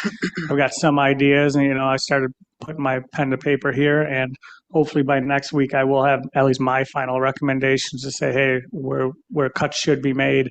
It's not going to be at the 2.58%, but I'm also not going to be at the 7.65%, you know, tax increase either. My numbers have us at about a 4% over the next 3 years. Unfortunately, we have to chip away at this problem, or this problem is just going to compound down the road because we're locked into spending, you know, 3.25% just on the CBA agreements. I'm just throwing that one out, but the cost of things are also going up. Fuel's going up, retirement costs, healthcare costs, all that stuff is going up. And we can only cut so much before we're left with just laborers and a workforce with no equipment or any of that. So I think we should have a special work session, in my opinion, call for it, maybe the 24th. Friday the 24th. I'm just throwing it out there. We sit down and we start spitballing because we're working in silos. We have 7 different opinions on what should be cut, what shouldn't be cut. And we're not sitting down, and some are sitting down. I'm not saying not everybody is, but we can't really get 4 of us in a room because it's a quorum. You know, so I could sit down with Tony and Barb, then I could sit down with, you know, Vern and Diane, and sit down with Mike and Brian, but it's all going to be separate, 3 different things. We should just call for a special work session for that exact reasoning because we're all going to have different views on it. So I think we should. So you're looking at during the day on the 24th? It's tough. I get it. I mean, it's tough because others have daytime jobs as well. So I don't want to exclude, you know, Councilmember Jasinski on it. You know, it's tough. I don't know. I don't have the answer. For the same reason, you know, it's tough to do, like Dan said, the debates too, though, during the day. I mean, I did commit to the debates. I was on board with it, you know, but for me, that worked. And I knew right away, though, when the proposed times were that it wasn't going to work for every candidate because it was during the day. And I know that was going to be an issue. So maybe it's an evening that we come in on it. You know, I don't know. Yeah, we can get an email chain going and try to figure that out. Figure out Yeah. dates. I would be open to that also. Sure. I know he's online with us. Mr. Jasinski, we're going across. It's your turn. Yes, I would first like to thank the council members that voted no on the public hearing for the tax cap. I think as a town board that we have a lot of pressure to get creative and do some unorthodox things that we haven't done in past years, and that's finding cuts. I, as a taxpayer, as many people, cannot possibly swallow another tax cut. Most people in this town, their household incomes are not going up. You know, it's tough times with the inflation. Some people are still hurting from COVID and stuff like that. I will agree with you, Supervisor. We might not agree on a lot, you know, with our policies, but one thing I would definitely agree with is that there isn't hatred when we do this.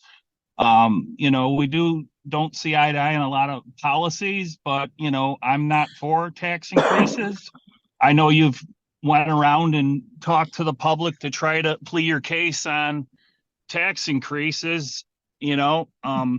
You know, I'm just trying to give some good advice. And my advice to you is that maybe try to join us and say, hey, you know what? tax increases aren't good for this town. And yes, we have, fixed costs, but we also have not fixed costs. I mean, we have a thing called cashless bail, and that's been a backfire. We can't even impose the laws we have when it comes to, the fines from our courts. We lost over $2.5 million in revenue because we can't go after these people. So I think we need to encourage people to, think about this when, election time comes, what are good laws for this town? And, you can't seek prosperity through taxation. It's just, it's bad news across the board.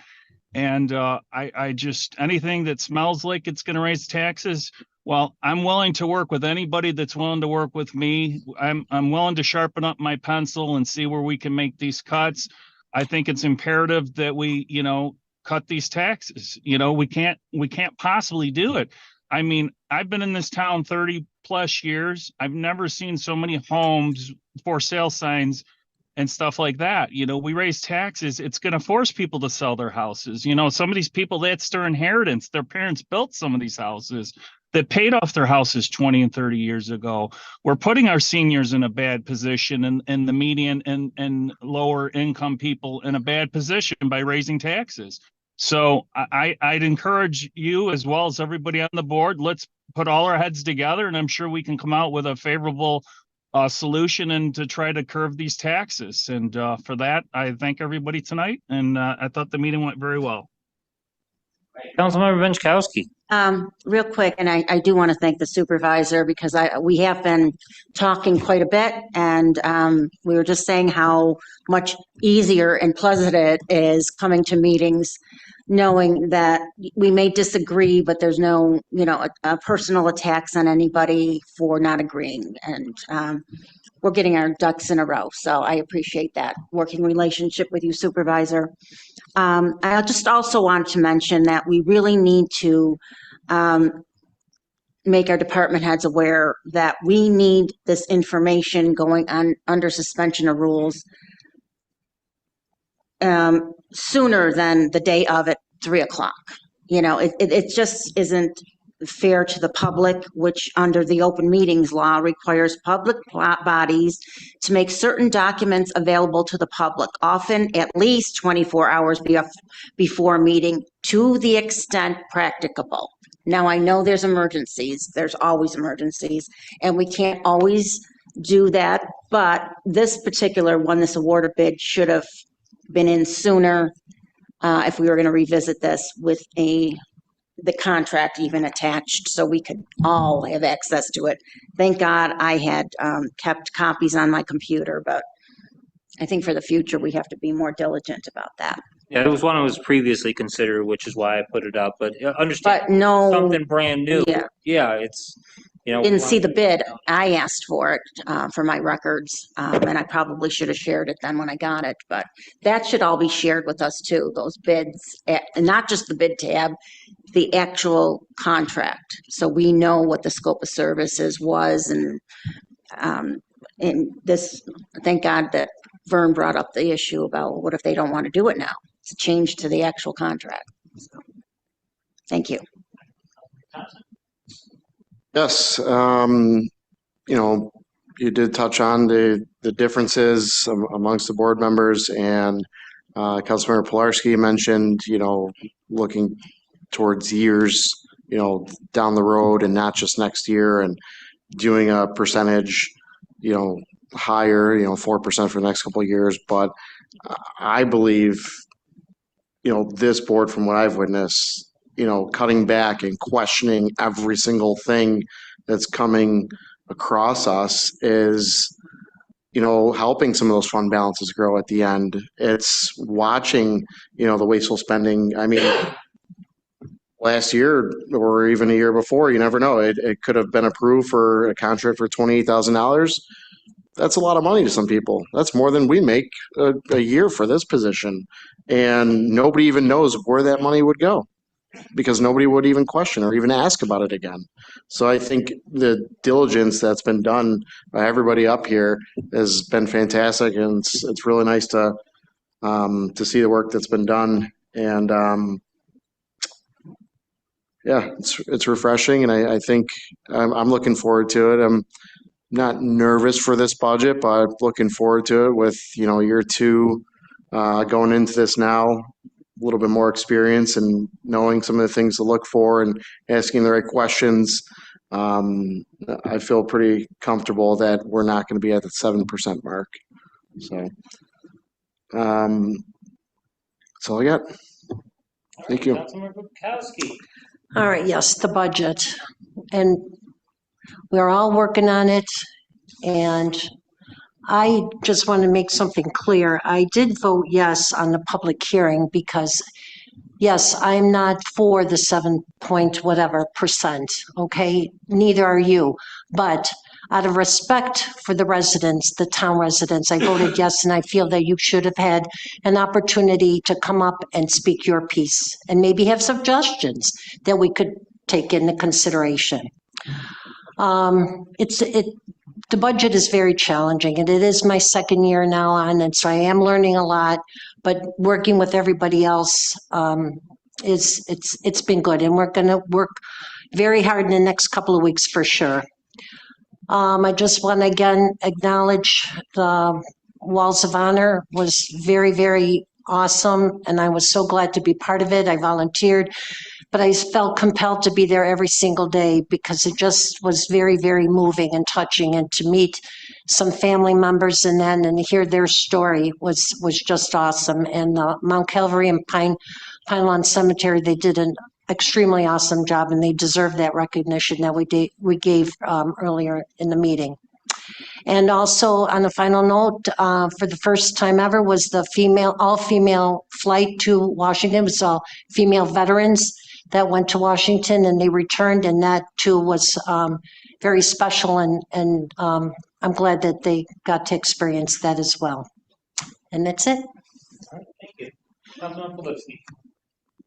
I guess just keeping with the kind of budget theme, I just think about last year was like what, 3.39 or whatever, the tax increase.